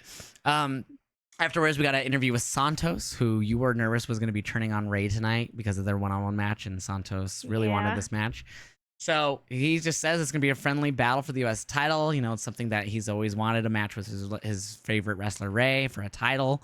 He says he had butterflies. He says this match is going to be about heart and respect. Didn't sound like he was looking to turn on him in this promo. But I thought he was gonna. I did too. I honestly thought that's what they were going to lead to, Legato reforming and separating from LWO. Mm-hmm. Yep. But it was a pretty friendly message that Santos sent in that promo. After that, we had Jimmy backstage yelling and pushing WWE employees. He was mad that he got slapped. And then we just see Heyman call Roman Reigns. He's like nervous. So Jimmy, again, that's what I'm saying. He's fucking manic. I mean, he got slapped, but this man is just, he's got a wire loose right now. Just let him loose. I really think this is just going to lead to him turning again on Roman. I mean, obviously, we're getting a destruction of the bloodline here. Yes. We already lost Sammy. They already lost Jay. Mm-hmm. So it's just a slow burn here. I think they may. I wonder if they lose Solo before they lose Jimmy again, though. Maybe that's possible. I didn't think of that. But I think we're gonna lose Jimmy first because I think Roman's gonna be like, "What the fuck are you doing?" Because he hasn't been here since he's like back in the bloodline. He's been gone for 2 months. Yeah. So from there, we get the Grayson Waller effect with Bobby. This was short, but it did a lot of stuff here. So yeah, set up a lot. Of course, he comes out, and Grayson being Grayson, saying that he's here to get the Grayson Waller rub, and out comes Lashley. He's all dappered up, And before really anything can be said, besides talking about the Prophet's mistake, he called it last week. Immediately, the Prophets came out, looking all dapper themselves, and got in their face, and he was like, "Prove to me that just prove to me that you want to be with me. Just prove that you guys are gonna Prove it. want me to be backing you." Basically, I don't remember the words exactly, but he leaves the ring, and then they look at each other, and they kind of chase him up the ramp, and they stop him again. And he's like, "Prove it to me. Prove it to me. Yep. Don't say it." And then he walked away again. And the Prophets just looked at Actions each speak other, louder than words. and then immediately we had Austin Theory come out. So Grayson Waller introduced his butt buddy. Theory come out, did his little pose, came out to the ring, and got a one-on-one match with Cameron Grimes, which I was happy to see Cameron in. Mm-hmm. So immediately, Before that, oh, okay, what I I missed? think it was before that. Is that where we saw Dragon Lee, or was that after? Oh, you're correct. Thank you. So during the entrance of Theory, they point out Dragon Lee So sitting Dragon ringside, Lee. who I forgot about that. Who is obviously they're promoting No Mercy. He's a special guest ref for Dom and Trick. So immediately Austin Theory goes up to him. They have an exchange of words. Austin Theory goes into the ring for his match. And this match with Cameron had beat his ass until Waller helped him. Until like the last second. Cameron destroyed him essentially. I mean, Theory got moves in, don't get me wrong, but a lot of the time it was Cameron reversing and just beating his ass. And then Theory's of course still Waller with the distraction or the help. I don't remember what he did, if he hit him on the outside or what happened exactly. Let me see if I can find it here. Blah blah blah blue blue. Cameron's face. Waller gets in Cameron's face, distracts him. Theory grabs Grimes, throws him into the ropes or the ring post, throws him back in the ring, hits him with the A-Town down for the win. So it was a distraction from Waller yelling in his face that led to the win, but Cameron was beating his ass. So I was like, damn, I was worried that he was gonna get destroyed, and it was almost the opposite there. Short, but it was like, damn, he beat his ass until he didn't. Like, what'd you think of that? You just don't like Theory. It was good. It was good to see Cameron, but I just didn't think highly of that match myself. I loved it. Cameron beat his ass until he didn't. Until he didn't. So actually, I think the interaction with no, yeah, they did interact before the match. But then Theory goes up to Dragon Lee and shoves him before, of course, they break him up. And then Theory and Waller leave, laughing, celebrating. After that, we get an interview with Kayla with Ray, who responds to Escobar by saying that LWO is family for life. He knows that how hard Santos's work, and he also respects his dad because he grew up watching his dad wrestle. And he has nothing but love for Santos. And he said, but also be careful what you wish for. He wanted this match, and now he's going to get full-on Rey Mysterio. He's going to get the fighting Ray. So, Sarah, being she was already a fan of Legado del Fantasma in NXT. So, when the fact that they joined Ray on the main roster as LWO, she lost her mind. It was amazing. But now I got to see the formation of the LWO at the SmackDown Before Mania Live. Yeah.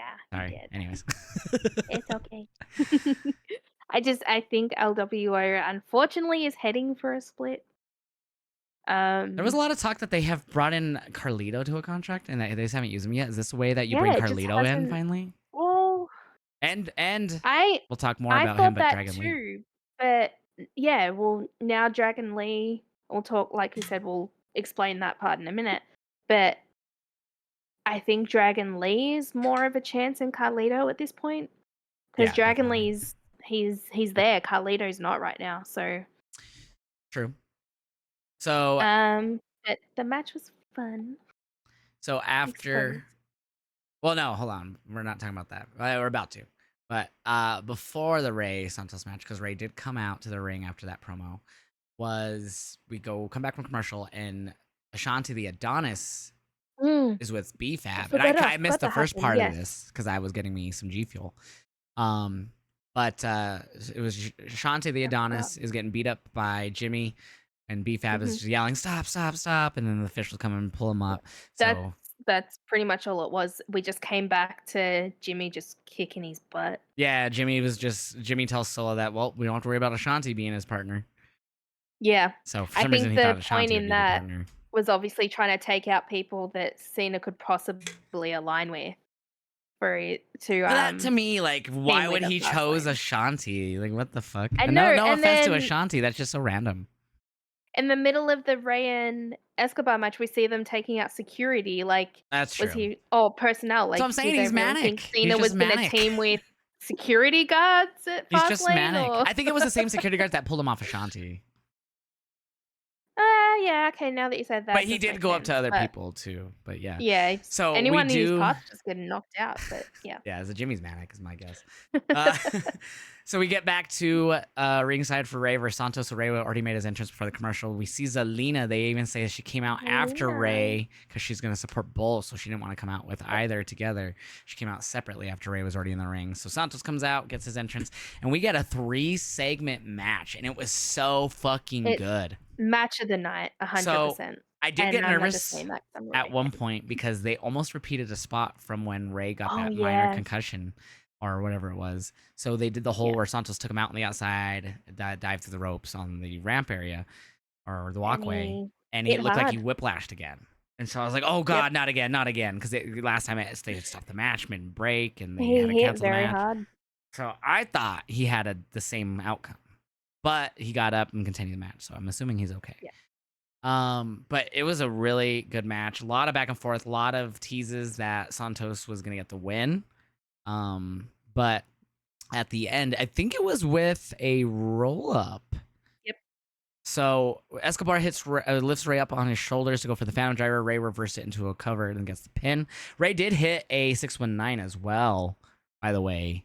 And then when he went for the frog splash, that's where Santos moved, which set up for the Phantom Driver. But yeah, so a really good match afterwards, though. Ray's celebrating. Escobar looks disappointed. Ray gets to Escobar, who's against the Yeah. ropes, and it looks like he wants to embrace. Santos is still kind of looking down the whole time. Kind of looked like This is what scared me. He looked mad and he looked defeated at the same time. And then when Ray extended his hand, Santos just kind of looked at it like, he was just. I don't want to. He had mixed feelings. What? But immediately before It scared me. it took about 3-4 seconds, before we see the Prophets come out and attack them. At first, I didn't notice the Prophets, so I thought like Santos had kind of just like Left the ring. made himself fall into Ray, or like it's kind of like You were just slid expecting and the worst, is hit why him. you thought I was, and then I saw the Prophets, and I'm like, well, okay. Well, I mean, and I don't want you were this in the call with happening me. I either, but immediately yelled, "Oh, Prophets!" because I forgot that they were gonna try to prove to Bobby. yeah. So So I mean, like, I don't want them being hurt, but at the same time, I'm glad Santos didn't hurt Ray. yet, just delaying the inevitable, I feel. So Oh. immediately, though, they attack him, both of them. Ray, I think, eventually just kind of gets out of the way and gets himself out of harm's way. Really, He is just what he kind of did. rolls out, yeah. But we see Joaquin Wilde and Cruz del Toro come out, and they get beat down. Well, I think Joaquin runs right into Bobby's elbow, basically. Yeah, he literally did. And then Cruz del Toro, ran past him on the other side and went into the ring and got beat down by the Prophets. And then Bobby, they embrace after beating them down. Ray just kind of stays with Santos on the outside after he got beat down. Yeah, overall that match was great. I liked adding the Prophets in there at the end afterwards. I'm glad they didn't interfere in the match. I'm glad they waited. Yes. But I think it is still leading to the reformation of just Legado del Fantasma. I think he'll separate and take Joaquin and Cruz with him. Something that was missed Yes. was Dragon Lee tried to get involved. So Dragon Lee tried to he was there the whole time. Yeah, so security held him back. I was shocked by that because I'm like, they never usually have security hold wrestlers back. That is interesting in itself. And it's obvious that he was trying to help LWO because it's when Cruz and Joaquin were being attacked. So it's clear that's what he was trying to do. Yeah. But and him and Ray hugged before the match. Ray went up to him and they masked and they touched masks and hugged and whatnot. Yeah, so I could definitely, it makes sense. Dragon Lee doing good lucha things, if you will, in NXT. So if let's say it happens and Santos, Cruz, and Joaquin walk away, does Dragon Lee take that? They ain't walking away. They beating down Ray. Let's get that straight. They're walking away, okay? They're just gonna say, "Hey, I'm out of here. See you later. Let's be friends." Nah, this ain't a APA breakup here. This ain't what JBL and Bradshaw did. Or not, that's the same guy. JBL and Ron Simmons. Just let me live in my fantasy world, okay? But yeah, But I does think Dragon Dragon Lee end Lee up being definitely an could. LWO member? I think so. I think it makes sense. I'd And then love it. they did announce later in the night, he had that confrontation with Theory too. So they announced next Friday Dragon Lee versus Austin Theory. Yes. So he's, I guess he's on the main roster. Or he's just working all 3 shows right now because he's gonna be on NXT or Ref. So Mm-hmm. I don't know. I think he's about to be definitely moved up here. I feel like there's gonna be a few people moved up soon. I've been saying that for a couple years now with some of these NXT 2.0 people, but I really think, I hope Dragon Lee is one of them that gets moved up. yeah, I've been saying Braun Breaker and Mello Hayes for a while, and they're still there, and I think those two are Yeah. definitely on their way up soon. Because Braun, I feel like has nothing left. He has his match with Corbin tomorrow, but I feel like after that, there's really nothing left. So we'll see I with these think NXT people. I think it was said in the I don't know if it's the media call or just a conversation Carmelo had with Sean, Yeah, I saw that. It HBK, was an interview he did. Yeah. saying that he said that HBK pretty much said that there's no point in you going up to the big league when you're still building your own spot here. Yeah, which makes sense. Still But like, I feel like yeah. I feel like he's been ready for a while. Oh, I agree. I agree. But they are fleshing him out more. I mean, adding more backstory to him, which Yeah. nowadays is kind of brought over in the main roster more so than under the Vince full reigns. But Oh, 100% yes. yeah, so I mean, like we've had some tie-ins with Butch now, being who's NXT. So, um, yeah, great. This is the match of the night, obviously, and this whole setting up with the Oh, yeah, Profits, I agree. because then it did come back to an interview with the LWO where Ray and Santos challenged all the Profits and Bobby to a 6-man tag at Fastlane. Fastlane. So that'll be happening. I think they fully announced it at the end. I don't remember, but I'm sure that's going to take place. If they not, they'll accept it on Friday. We still have less than a week here. I assume it's gonna be Joaquin Phoenix? Yeah, Walking Wild. You mean? Wild Phoenix. Yeah, Joaquin Phoenix is an actor.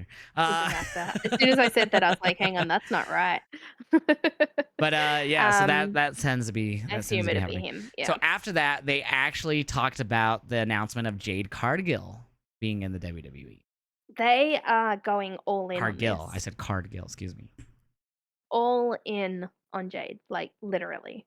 Yeah, so the tweets, they talked about 20 million views on their first tweet. Of course, they posted TikTok of her walking into the PC that did good numbers. Uh-huh. Posted Yep. training photos from her first day, apparently. They're just And they hyped it killing up on it with her. SmackDown, saying Jade Cargill is here in the WWE, and I'm assuming that means we'll see her rather soon. Yep, the storm is coming. We see John Cena pull up in a Mustang. I was proud to see that because That was cool. a lot of actual car enthusiasts shit on Mustangs, and I love Mustangs. So it's a Ford thing, but I still love to see Cena pull up in a Stang. So Cena, they were like all night, oh, he's having travel issues. So that was their way of Not anymore. delaying him to the end of the show. After that, we get the greatest promo of the night. Elton Prince recovering from his shoulder injury. They're in sweats with trash Shoulder bags. injury, but he's in a wheelchair. And he couldn't poke the eyes of the fucking dummy punching bag, and he was trying to like reach, and he'd fall out of his chair like he can't fucking walk. That was so funny. And they did they're basically doing the Roderick Strong thing, Next Strong, but it's Elton Strong. And they even have Elton Strong shirts now. And it was just a video package of him fully recovering and able to poke the eyes and shoot the basketball and get out of the wheelchair. And he hugged Kit. It was funny. So they're going to be returning to action within, I'm assuming, the next few weeks. But he is back. So Elton Strong. So we got Next Strong and now Elton Strong. And you said there was a tweet Roddy put out about that as well. Yes. Let me quickly I didn't see it, so I can quote it right. I believe it was basically that he's glad to that there's other like people he's influenced or something. I'm glad I've inspired a ton of people to be #strong. Yeah, there you go. So Roderick, of course, and I made that joke during the stream too. I'm like, first we got Next Strong, now we got Elton Strong. So yeah, and I even go, is WWE coming to AEW? And I was like, I'm just kidding. Because people always like to say that about AEW and something similar. Oh, but so that was a great segment. They're so I've loved them in NXT. So I'm glad that they're still doing, even while he's slightly injured, doing this comedy stuff with them. After that, we got my girl Bailey losing. Are we surprised? No, but it's like, can they change it up, please? We even had Io and Dakota ringside. And she still lost clean to Charlotte. It's Charlotte though. That's what makes it worse. I got the hiccups. Excuse me. But So before that, Charlotte, oh, she ragged on her um, bad. yeah, I even posted my like reaction to that. ran Bailey down through the mud, through Saying you used to everything, be a horsewoman. What the hell happened? You were yeah, NXT Women's Champ. You were and Women's then said Tag if she Champ. beat Bailey, she was gonna challenge Io for Fastlane, And she beat Bailey. and she beat Bailey, but it's not the match that Charlotte wanted. Yeah, so Bailey did what she does. She made a match for Io. She's Yep, done this before. and So she she's set gonna Io up in pay a the triple price for that. threat. So it's gonna be Asuka who came out to save Charlotte after Save Io and Charlotte from the Bailey beat her beatdown. Yep. down. So Asuka came out, and now it is a triple threat: Asuka, Io, and Bailey at Fastlane. Asuka, Io, and Charlotte. Sorry, Asuka, Io, and Charlotte. I don't like Charlotte, so I don't like to think about her getting title opportunities. That's what that It's okay. I was was. just like, hang on, did I miss something? Hey, Bailey. Sorry. I think it's getting to the point now because you could see Io's face. She's like, well, hang on. She's I mad didn't about it. agree to this. Yeah. And this has happened before, multiple times. So another tease for a breakup of a faction. So when does Io have enough? Enough is enough, and it's time for a change. She's gonna have her when Owen does she have Hart enough and arc. just put Bailey in her place? I mean, if it wasn't for Bailey, she wouldn't have got the title though. Anyways, in a sense, You're not wrong, but I think as the champion, Io should have a say in what matches I'm she's not put disagreeing with into. that at all. I'm just saying she should be grateful. I'm just kidding. I think she is, but I mean, Bailey, in my opinion, Bailey's really throwing her under the bus, throwing her into just matches that Io doesn't get a say in. It's literally, yes, Io's gonna do this. This is what's happening. That's it. And Io's just like, hang the fuck on. Facts. But I just don't. Bailey loses too much. When we met her, if you guys already know the story, but I met her for signing at Mania weekend, and my friend Alex, all I did was the normal, hey, good to see you photo, and then that was it. Alex was like, they don't have any of your shirts, and she was like, I know. So disappointed Why too. would they sell merch for people that lose? I'm joking. She was in a match at Mania. They actually have these great, awesome. And she got pinned by Trish Stratus. They have these great new Damage Control shirts though that they have at Hot Topic that Alex shared with us the other day. They look awesome. But Oh, really? yeah, they're new, so who knows how much longer this will go. But yeah, overall, kind of a forgettable match. Nothing really bad or anything here, but I don't know. It's for me. I'm tired of Charlotte. It's the classic. I'm over Charlotte getting title shots. I know the story they're telling with Damage Control is pretty good though. But yeah, so that's the triple threat: Asuka, Charlotte, and Io, not Bailey. Excuse me. I just fucking fucked that up. But after this, we got our main event segment. John Cena, he had the contract from last week to sign for the tag match, which now he was saying, if I can't find a partner, I will just do it alone. He was gonna go and copy the MJF Adam Cole storyline. But I'm just which kidding. is what I was hoping. Kidding. But kind of hoping he'd. So obviously, what came out last week was it was supposed to be LA Knight who saved Cena from the beatdown, but we never got that. It was just an awkward, straight up 7-minute beatdown that we could tell was stretched because then Jay would be like taking like a 30-second break and they're like, I'm gonna go, let's go to the top. But so it was a little. A lot of people didn't enjoy that ending segment just because it felt like, okay, who's coming out? Who's coming out? Who's coming out? Who's coming out? That was weird. Okay, but. This week, immediately, of course, Jimmy and Solo interrupted him after he said that he was going to do this alone. Said, you ain't going to make it a fast lane. And they went to go beat him down, and they started beating him down. Cena fighting back, started getting beat down, and then, yeah. So rumor came out he had COVID last week. So whatever the heck the case was, he recovered rather quickly. That's what I said. I was like, I'm just surprised that he tested positive last Friday because I asked him to leave. So obviously he could have had it for a few days before and didn't have any symptoms. He could have some people, some people's bodies react differently to this. Like everyone's. Yeah. I've had family that have in the hospital from it. I've had me where I just felt really bad for 2, 3, 4 days, and then I felt good after that. Yeah. Or got better. I mean, like I've had it twice, and it knocked me around for nearly 2, 3 weeks. I was like, damn, he came back fast. Yeah, for me, I was down for a But little over a week. I would say I felt the mhm. worst for 3, 4 days, but like it's just everyone is different. But it was just crazy to see that. Wow, Everyone is different. Yeah, full it was week just wild. later. Like, especially like me and you who have both had COVID, just being like, damn. Yeah, so it's pretty Like, crazy. But yeah, whatever it is, he came back and he helped Cena, bounce picked up back. the contract after they ran out the bloodline, or Jimmy and Solo, whatever you want to call him, because I don't even know if he's fully in the bloodline at this point. Whatever Roman says, Roman hasn't been here, so we don't know what Roman's thoughts are on this. Um, he grabbed the contract off the ground and he signed it, and Cena was like, Yep. Seems like okay, "So we're getting LA Knight and we're John on. Cena versus the Bloodline at Fastlane." So I'm this Fastlane card's pretty solid. I'm actually excited for I this. think it's looking good. I don't think we have a Rhea match, but I think that's fine. I mean, she's been gone for a few weeks, so as far as I can remember, actually, let's go ahead and pull up. What we'll do if we do the. I'm gonna want to do this next Friday, but I will give predictions for everything Fastlane next week. But we're actually gonna go in now because overall, actually, we have to talk about Rampage. SmackDown was great tonight. I enjoyed it. Yes, I Overall, agree. I give it a 4.5 out of 5. So let's quickly I go over gave it a 4. Rampage. I was there live. Um, so funny quick story. I've talked about it already a few times on stream, but me and Riker stoners. So during the end of Dynamite, and I forgot to say this too, we left as soon as Swerve was like heading up the ramp to go smoke. So we went and smoked Mhm. some weed outside, and then we chatted with some people, and then we came in, and Rampage was already started. So we didn't see the Jay White segment getting attacked, and we didn't talk about that either. We didn't see Jay White get Got it. attacked, and I didn't see that until we got into Colorado Springs when we stopped to get food. So Mhm. what we didn't talk about was after that segment. I'm assuming because a lot of people who were there that have commented on it didn't see it. So even the people who didn't Yeah. leave their seats, so they apparently didn't air it for us in the arena. So Jay White was backstage and getting attacked by guys wearing all black and masks. One was in MJF's devil's mask that he's worn many times. So screenshots of Grand Slam or whatever it was the last time, or it might have been when they defended their tag titles last.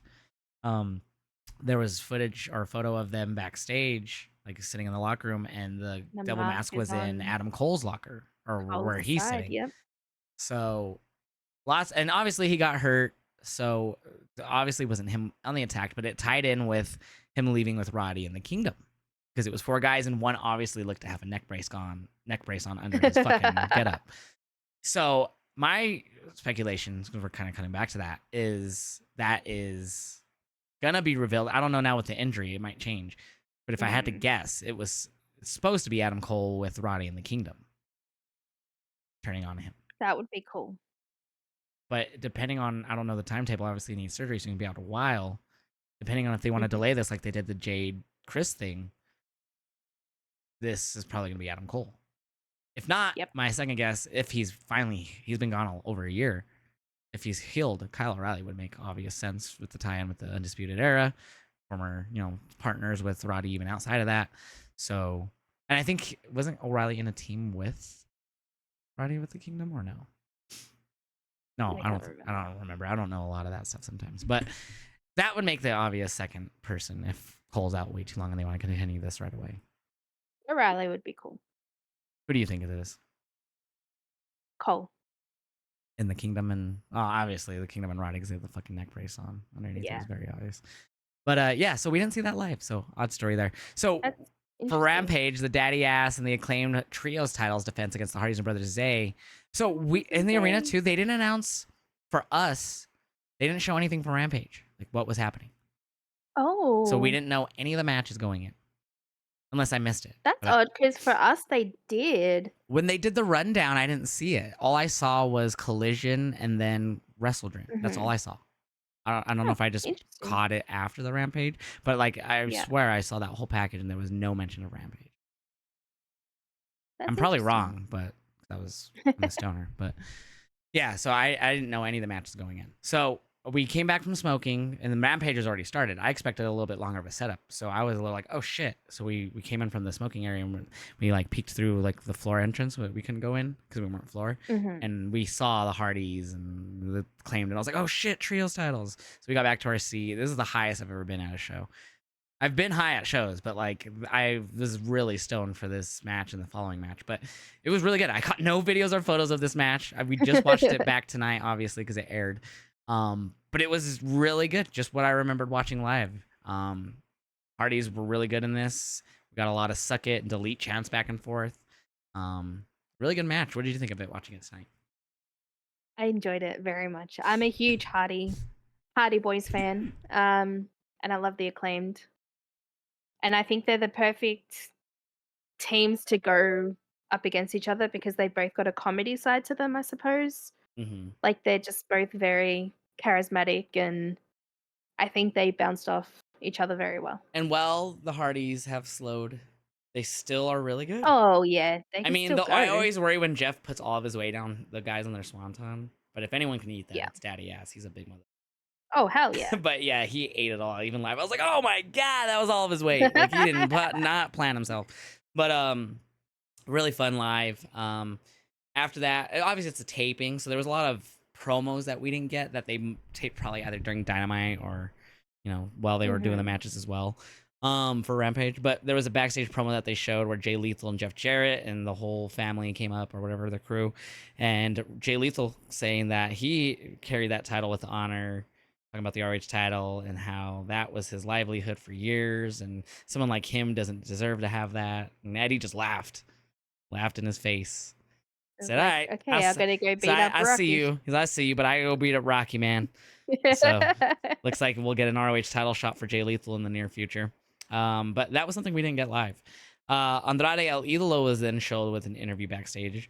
When we came back from commercial break, he had a headband on. I kind of missed this because I was coming back from the bathroom or something, so I didn't really catch what he I was first getting my said. food. But he was talking about getting attacked by Bullet Club Gold on Collision, which I didn't see as well. He just says that I plan on kicking his ass, Juice Robinson's ass on Collision. After that, we had Rocky Romero and Eddie Kingston for the New Japan Strong Openweight title. Live, this match was great. They did cut it down a little bit, I would say, for TV. Obviously, there Of was course. picture-in-picture as well. But this match was great. I remember at one point, and I think I told you this. So, if you guys know Will Washington, he signed with AEW. He's working creative. He used to do the Fightful podcast. I can't remember the name of it off the top of my head. I only actually listened to it a few times. But he used to do a Fightful podcast. He got signed to AEW to work behind the scenes. So I've seen him twice now, like walking around like the arena during the show. So this time he was like walking during Rampage, talking to people. Obviously he's from Colorado, so he was talking to people he knew. So he during one point, I don't remember what the chant exactly was, but it involved the fuck word. I don't remember what we were saying. It was like you something. But Will like was like kind of just taking in the scenery because I remember kind of seeing him because I knew who he was. And I just heard him go, "You guys know that we're gonna have to edit this out, right?" Like, or something like that. Which is funny because we also chanted "fuck you" to someone during that. I think it might have been Jay, or no, it might have been Colton. We were chanting "fuck you" to someone during Dynamite. I forgot who. But so I just thought that was funny because we did it on live TV anyways, and they didn't mute it. Yeah, so it was a really good match. So they did edit out a bit because that wasn't in the Rampage taping tonight. Or that was happened during Picture in Picture, one of the two. But really good match between these two. Eddie Kingston obviously It was good. retained, It was very good. and Shibata confronted him afterwards. Chipota. Shibata takes him on for both the ROH and New Japan That Openweight match is titles. gonna be a fire. I was kind of hoping they would put the pure title on the line, but I'm thinking about it like Eddie Kingston's not a pure fighter, so he's just Nah, he's brawler. really not. So it's only for both of Eddie's titles. Shibata's title will not be on the line at WrestleDream. We'll give our predictions for that here in a little bit. Aussie Open had a promo after that. They're taking on FTR at WrestleDream. You actually forgot that match was happening. You were surprised. You're like, oh yeah. And so I did forget. I'm excited for that match. And it was just a promo saying that Me they've too. had all the belts. Time to get the Yep. AEW belt. So, Yep. And that's what I think they're gonna do. and I love Aussie Open, so it was nice to see them get a little promo here. After that, we had a squash match. The Righteous, who are taking on MJF in a handicap match at WrestleDream for the ROH tag titles, took on two locals, Caleb Crush and Gunner, not the former Jackson Riker Gunner, a different Gunner. Caleb Crush, the second time I saw him, and Sarah saw him when we were in Colorado Springs. I forgot what match, but he was in a match that night. It was probably another Rampage match, I guess. I It was against was he the one that took on Hobbs. Takeshita? I think it was Hobbs, Oh, wasn't it? Hobbs. Yes, Hobbs. Hobbs on Rampage, I think. Yes. So we saw him here against the Righteous. Righteous won in like 2 minutes. Um, Funny story though.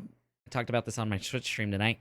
Afterwards, so some of Rick's homies who are into wrestling were there tonight and or Wednesday, and so they went separately from us. Last time we had went together, like all in the same car. This time they drove themselves up with some other friends, and then me and Rick went in my car. So we didn't see them till after Dynamite. So we were chatting after Dynamite outside, and we were smoking, and my one of Rick's friends is actually like talking about it. He's like, "Oh yeah, we saw him in Colorado Springs. Remember?" I was like, "Was it Springs or was it last time they were here in Denver?" And he was like, and then he goes, "Oh, there he is behind you, Caleb Crush." And I said, "Oh shit, dude, we were just talking about you." And he like was like walking with food in his bag or whatever to his car. And he kind of stopped and he was like, "Oh, what's up, guys?" And then I was like, "I'm not even kidding. We were literally just talking about you. I'm not just talking shit." And then he walked up. He's like, "What's up?" And he's like, "Do you guys ever go to the I forget, I think he's like called it Lucha Libre something." And we're not from there, so we're from Southern Colorado. So we're like, "Nah, we're not from here," and from 2 hours south. And he's like, "Oh, you guys need to come up, man. And we'll say what's up." And I'm like, "Oh yeah." So a little funny story there. That kind of ironic that we were talking about him. There he was. But yeah, so the Righteous get the win. They'll take on MJF and Adam Cole. Really not much to talk about in the match. After that, we get a very short vignette of Santana and Ortiz. And I guess Santana and Ortiz. this review, and I don't know how we missed this, says there was a brief audio of Conan discussing their issues over that video. How did I not pick We were up probably on that? We were probably talking. So that was also happened. I actually even commented after that happened, like, "Wow, that wasn't really much." So after that, we get Nick Wayne cutting a promo on Luchasaurus. He challenged him for the 0 hour of WrestleDream, so that match is now official. Yep. We also got a Zack Sabre Jr. interview. All these I didn't see live, by the way. All these interviews that I'm talking about. So Zack Sabre Jr. was interviewed by Renee. He's obviously there. I'm sad that he didn't come out into the live crowd. Giggity. I'm coming out. But he just said, "I'm fresh off my flight. I'm fresh as a daisy, and you're one." He says you're a what? He basically said, a wrong blow of the wind, and you're done for. Like, Yeah, like you're so fragile, and I'm gonna and submit then you. pointed out that his last retirement was in Seattle. And that he'll make it final or whatever. He'll make it definite at WrestleDream. Yep. So Said something about Brian being on a retirement tour yeah, he's like, for the next thank you for year. choosing me on your retirement chore here for the next year. Yeah, but I'm about to end it or something like that. So Yeah. a really fun little backstage promo there. After that, the main event, which was my favorite of Rampage. I mean, the whole Rampage was good live, but Sheeta versus Soho, and Ruby Soho came out with Saraya. I was hoping to see Tony. If you've seen my TikTok video, it's just me and Rick during the entrance of Ruby. "Hi, Saraya." I almost said Tony. "Hi, Saraya." And then she, like, hugs Ruby and leaves. And so we're "Bye, Saraya." And Rick thinks it was directly at us. I think it was just at the fans in general. But she stops right before she walks through the curtain. And we're saying the bye. We're like, we're being loud too. We're trying to get her attention. We're waving all this shit. So she stops at the curtain and like she kind of like starts to walk, and then she just sticks her hands out and just flips the bird to the crowd. Rick thinks it was to us directly, but I think it was just in general to the crowd because they were talking shit. But it was a really good main event. Like, we had a "this is awesome" chance during it. There was a ref bump where the ref gets knocked down, and Aubrey Edwards has to come in and be the ref for the rest of the match. And we also saw the day. Sheeta hitting Ruby directly in the head with the fucking kendo while the ref was down, because Ruby swung the kendo, Sheeta caught it, and then she tries to spray paint her, but she stops her from doing that. And then she hits her with the kendo, goes for the pin, no ref. Then eventually that's when Aubrey came out. Ruby makes the save. Aubrey, not Ruby. You said Ruby. That's what I said. No, you said Ruby. Oh, I meant Aubrey. So it was a fun main event. What did you think of watching it back tonight? I enjoyed it. The only thing that was kind of meh was the righteous thing, but it was fun. It's all you say. Unless it's Rey Mysterio. No, I enjoyed the Hardys and Acclaimed more just because I'm such a Hardy fan. Yeah, I thought every match was solid. And it's just, I don't watch Rampage often, so to see all those, like, and obviously it's the go home for a pay-per-view, so that's probably why there might have been more than I remember. But that was way more like backstage segments, and they were short, but than I can recall for Rampage. Yeah. But overall, a solid watch tonight. Like, I don't watch Rampage often. I watched it last Friday too because of Grand Slam, but it was a really good show. It was a really good show. Obviously, it was fucking was there. But good week in wrestling so far. So let's talk about tomorrow and Sunday. So let me pull up the WWE website so I can make sure I have all the matches for tomorrow. Because I don't even think the last few days they haven't even had like the whole. Oh, they finally do. And they have Fastlane page. Oh yeah. Finally. All right. So for No Mercy, let's start at the bottom here. Oh wow, this is on the main card. Kalani Jordan versus Blair Davenport is announced for No Mercy. I think that's a given. I'm going with Blair. I have Blair. It Yeah. was. Huge Blair fan. I think they were doing something with Dana prior to before she got released with Blair. I could be wrong here. I Oh. don't remember. I know Kalani, because I know they teased Dana turning heel and Kalani stopped her like from slapping someone. Oh. But anyway, so this is kind That of a makes random sense. match to me. So I think it's an open challenge is what this was announced as. So I got Kalani losing. Haha, you thought I was gonna pick I was Kalani gonna winning. say, hang on. I just chose the wrong Yeah, name, so I I had to have fix Blair myself. winning. Braun Breaker, Baron Corbin. So this has been built up for the last few weeks. Who do you got? Oh, Breaker. Yeah, Braun Breaker for sure. I agree. All right, this one's interesting. So Fatal 4-Way tag match. I guess it's just a normal Fatal 4-Way, no ladder or anything. The Creeds versus I guess Los Lotharios. I don't know if they're going by that anymore. Tony D and Stax and Bronco Nima, Lucian Price for the tag titles. Los Lotharios. That's surprising. I'm gonna go with Stax and Tony D retaining. If not, I'm gonna go with the Creeds because I do love the Creeds. But I think they're gonna retain their titles tonight. Well, technically tonight. It's almost midnight. Well, damn. Noam Dar Butch Heritage Cup match. And obviously it's under Heritage Cup rules. 6 rounds, I believe. First to 3 or 2 falls wins. Butch. I got Noam Dar. I definitely think So I think he'll it's. retain. I think I spoke about this earlier. I think it's gonna lead into Butch and Tyler Bate. Like against each other? Yes. Dominic versus Trick with Dragon Lee as the special ref. What do you got? Dom. I got Dom too. Even though Dragon Lee's the ref, I still think Dom pulls it off. I think we'll see either Finn or Damien, and maybe the return of Rhea.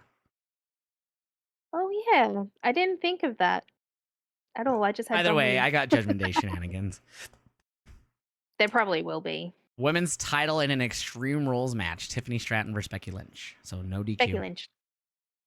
I got Becky, but I still think with it being Extreme Rules, there's a chance that someone like Kiana tries to help Tiffany. Do you think we see Tegan? No, I think we see Kiana James more than anything. think And we it may see be taking Kiana? to even the odds, but Kiana's been like kind of like, I got you against Becky type of thing lately. So Yeah. I'm going to go with Becky though. But Yeah, and then, Becky, of course, NXT title match, Carmelo and Dragunov. I like both of them, but I think it's gonna be Melon. I think Dragunov wins with the accidental assist of Trick Williams.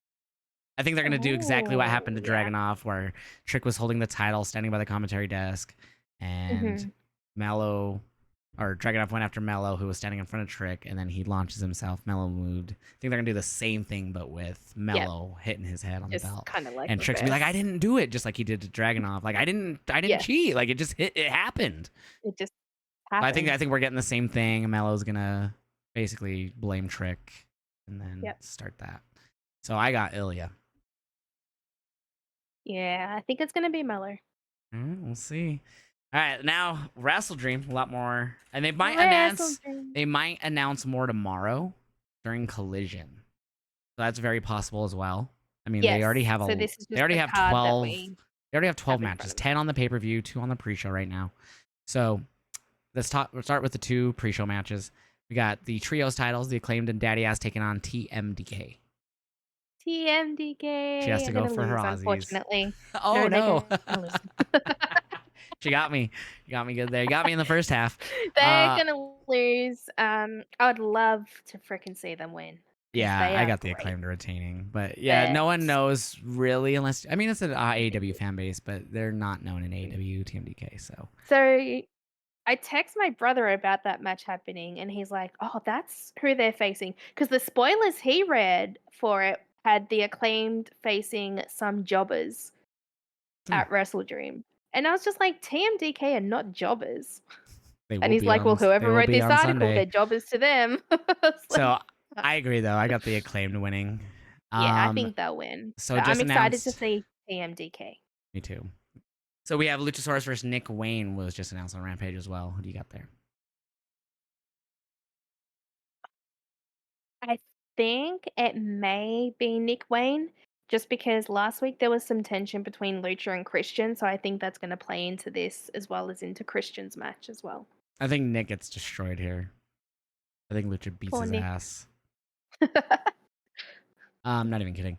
Okay, so so we have 10 main card matches. So this might be it because that's what they did for All Out. So, Ricky Starks versus Wheeler Utah.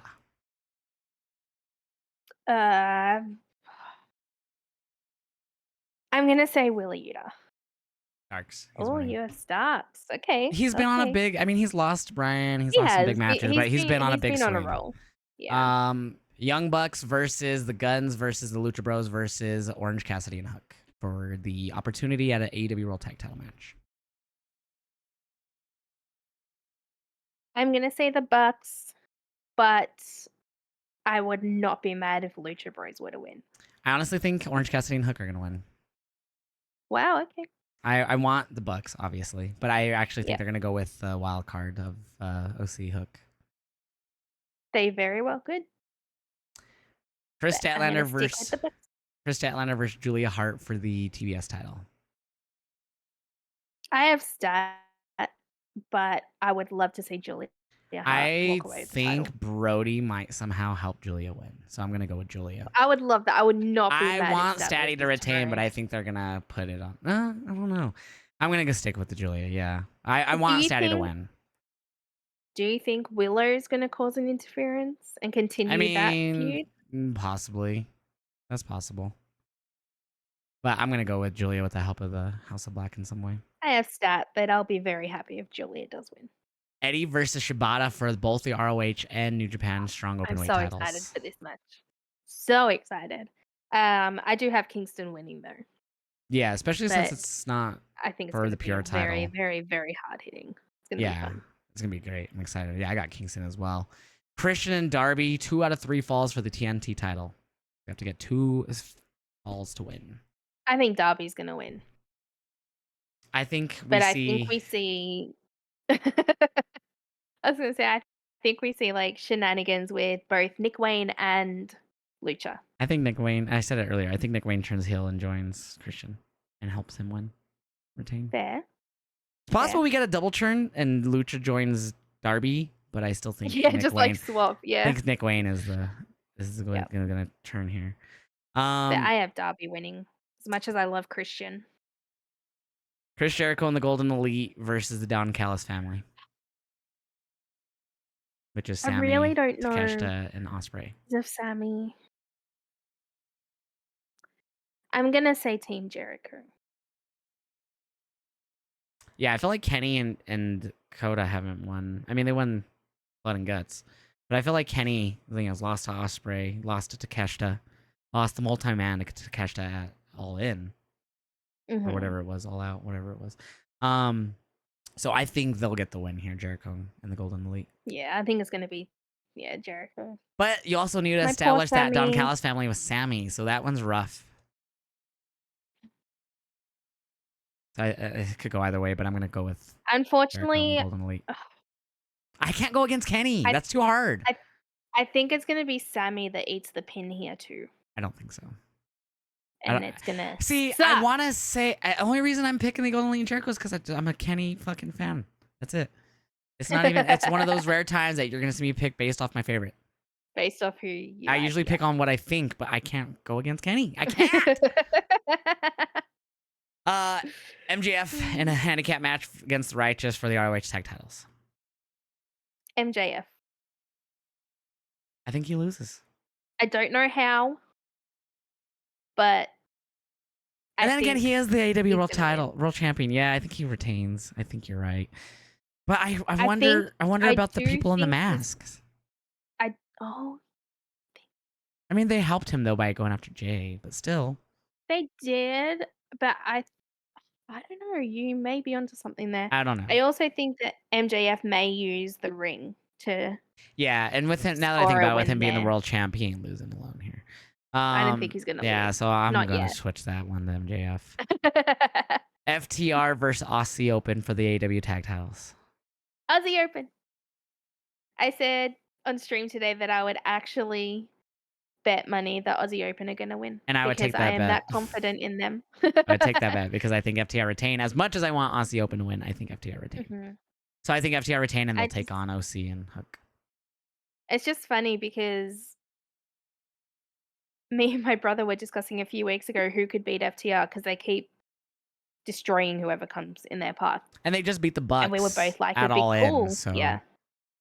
And we were both like, "It would be very cool if it was Aussie Open," and then literally, like, 2 days later, the match came too, and I'm like, "I may be onto something here. It may be Aussie Open." yeah, I got FTR. So I'll take your bet. Hangman and Swerve. Oh, I gotta go with. I think Swerve, I think Swerve too, unfortunately. but I want to do the same thing I did with Kenny and say Hangman. But As much as I you know love what? I'm gonna go Hangman, I Swerve. just don't think I think Swerve's gonna get it. Yeah, same. Zack Sabre Jr., Bryan Danielson. This is gonna be match of the night, potential match of the year. It's gonna be the main event I have too. Zack Sabre Jr. I got Bryan Danielson. I think he gets another win like he did against Okada.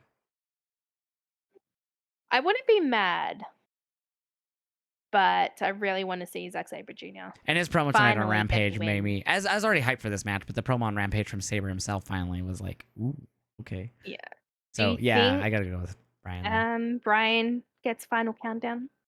Yeah, they did it for All Out as well. Mm-hmm. So I think he gets it for, because he got it for when he returned Hopefully. and he got hurt against Okada. And then he Yep. got it for match at All Out All out. against That'd be cool. Starks, wasn't it? At All Out? Yes. Yeah, because he took over for Punk. And then yeah, so I think he gets it here again. That'll be fun. Especially with his line that he did Zack Sabre tonight. He was like, Yes. it'll be your final retirement or whatever he said. The final he goes, get it, final Yeah, I forgot countdown. about that part. But yeah, I definitely think we get a final countdown tomorrow or Sunday. That'd be awesome. So there is our predictions for WrestleDream and No Mercy. A lot of wrestling. We got Collision. We got tomorrow as well. Yep. I won't be watching that live. Me personally, I'll be watching No Mercy. I'll try to watch that after, on DVR. But I want to see the Jericho Kenny match. Obviously, they're gonna beat the Gates of Agony. It really makes sense here. But why wasn't that at Dynamite? It should have been me. But I'm excited for that. They also announced Andrade versus Juice, which I love Andrade and I love Juice, so that should be good. Plus a lot more. I mean, there was a lot of, I can't remember off the top of my head, but they've announced quite a bit for Collision because it's going up against No Mercy, so they had to stack it. So yeah, so I will try to check that out eventually. But any final thoughts on this week in wrestling, babe?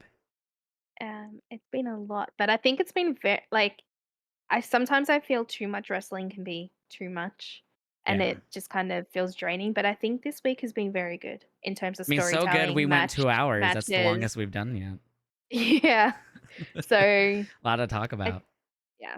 Sometimes I feel like it can be too much, but I mean, for me, I feel it's good because I don't get to see a lot of it live, so I get to just kind of sit there and watch highlights if I choose to.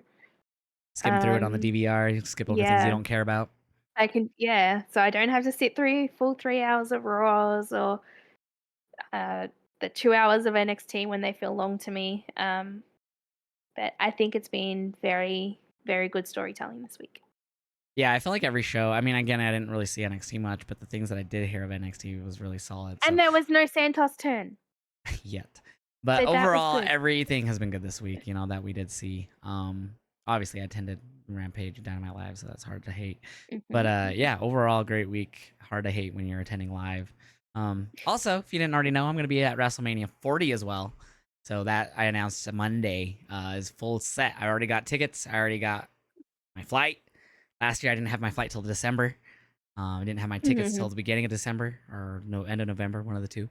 So a lot more ready this year. I'm actually in the bowl, I'm excited for like you. mid bowl, or I guess lower bowl, if you will. But we're gonna be row 33, so it's kind of far up. But I'm short, so I'll be able to see over people since it's in the bowl area. Yeah, I'm going with the homie B-More. I'm staying in Baltimore, where he's from. B-More, get it? So Dave, this is his real name, if you're curious. Dave's not here, man. But yeah, I'll be staying with him in Baltimore. He's saying that there might be some indie shows in the area that weekend that we could hit up. He's That's gonna be a actually fun weekend for you guys. he's friends with Ellsworth, so there's a chance that I get to say what's up to Ellsworth that weekend and other people. But yeah, so if you'd missed that announcement, that was my announcement on Monday. I'm going to Mania. If you didn't know, I'm also going to TwitchCon in October here in less than a Yep. month, like 2-3 weeks.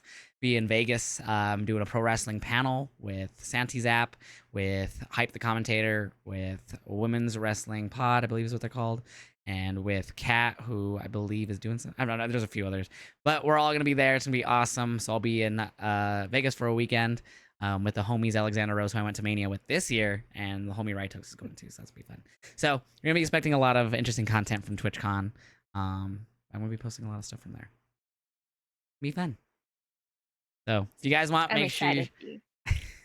Sorry, I wish you could go to all these with me. And jealous, but I'm sorry. I'm just promoting. It's Anyways, okay. I'm gonna go to Chamber. It's okay. you better. But make sure you guys follow Sarah everywhere. The links for her link tree is going to be down in the description, whether you're on Spotify or you're on YouTube, wherever you're watching this. And as well as my link tree, follow me everywhere. Join the Discord, get my merch, get the G Fuel. I can get the coldest water bottle. Check out my TikTok shop items. Make sure you follow my backup TikTok. Do it all. That's now my main account for reactions because we're moving those over to It's Hill Josh. So follow that secondary account because that's where all reactions are now. Follow me everywhere. All the links are in the link tree. I have everything there. So I will catch you guys the next podcast, hopefully this Sunday after WrestleDream. I'm hoping that we could do one for No Mercy reactions or review and WrestleDream review. So we got those here this weekend. And hopefully we can talk about Collision as well because we got Collision. So lots of wrestling. We will catch you Wrestling's going to guys win. next time. Bye.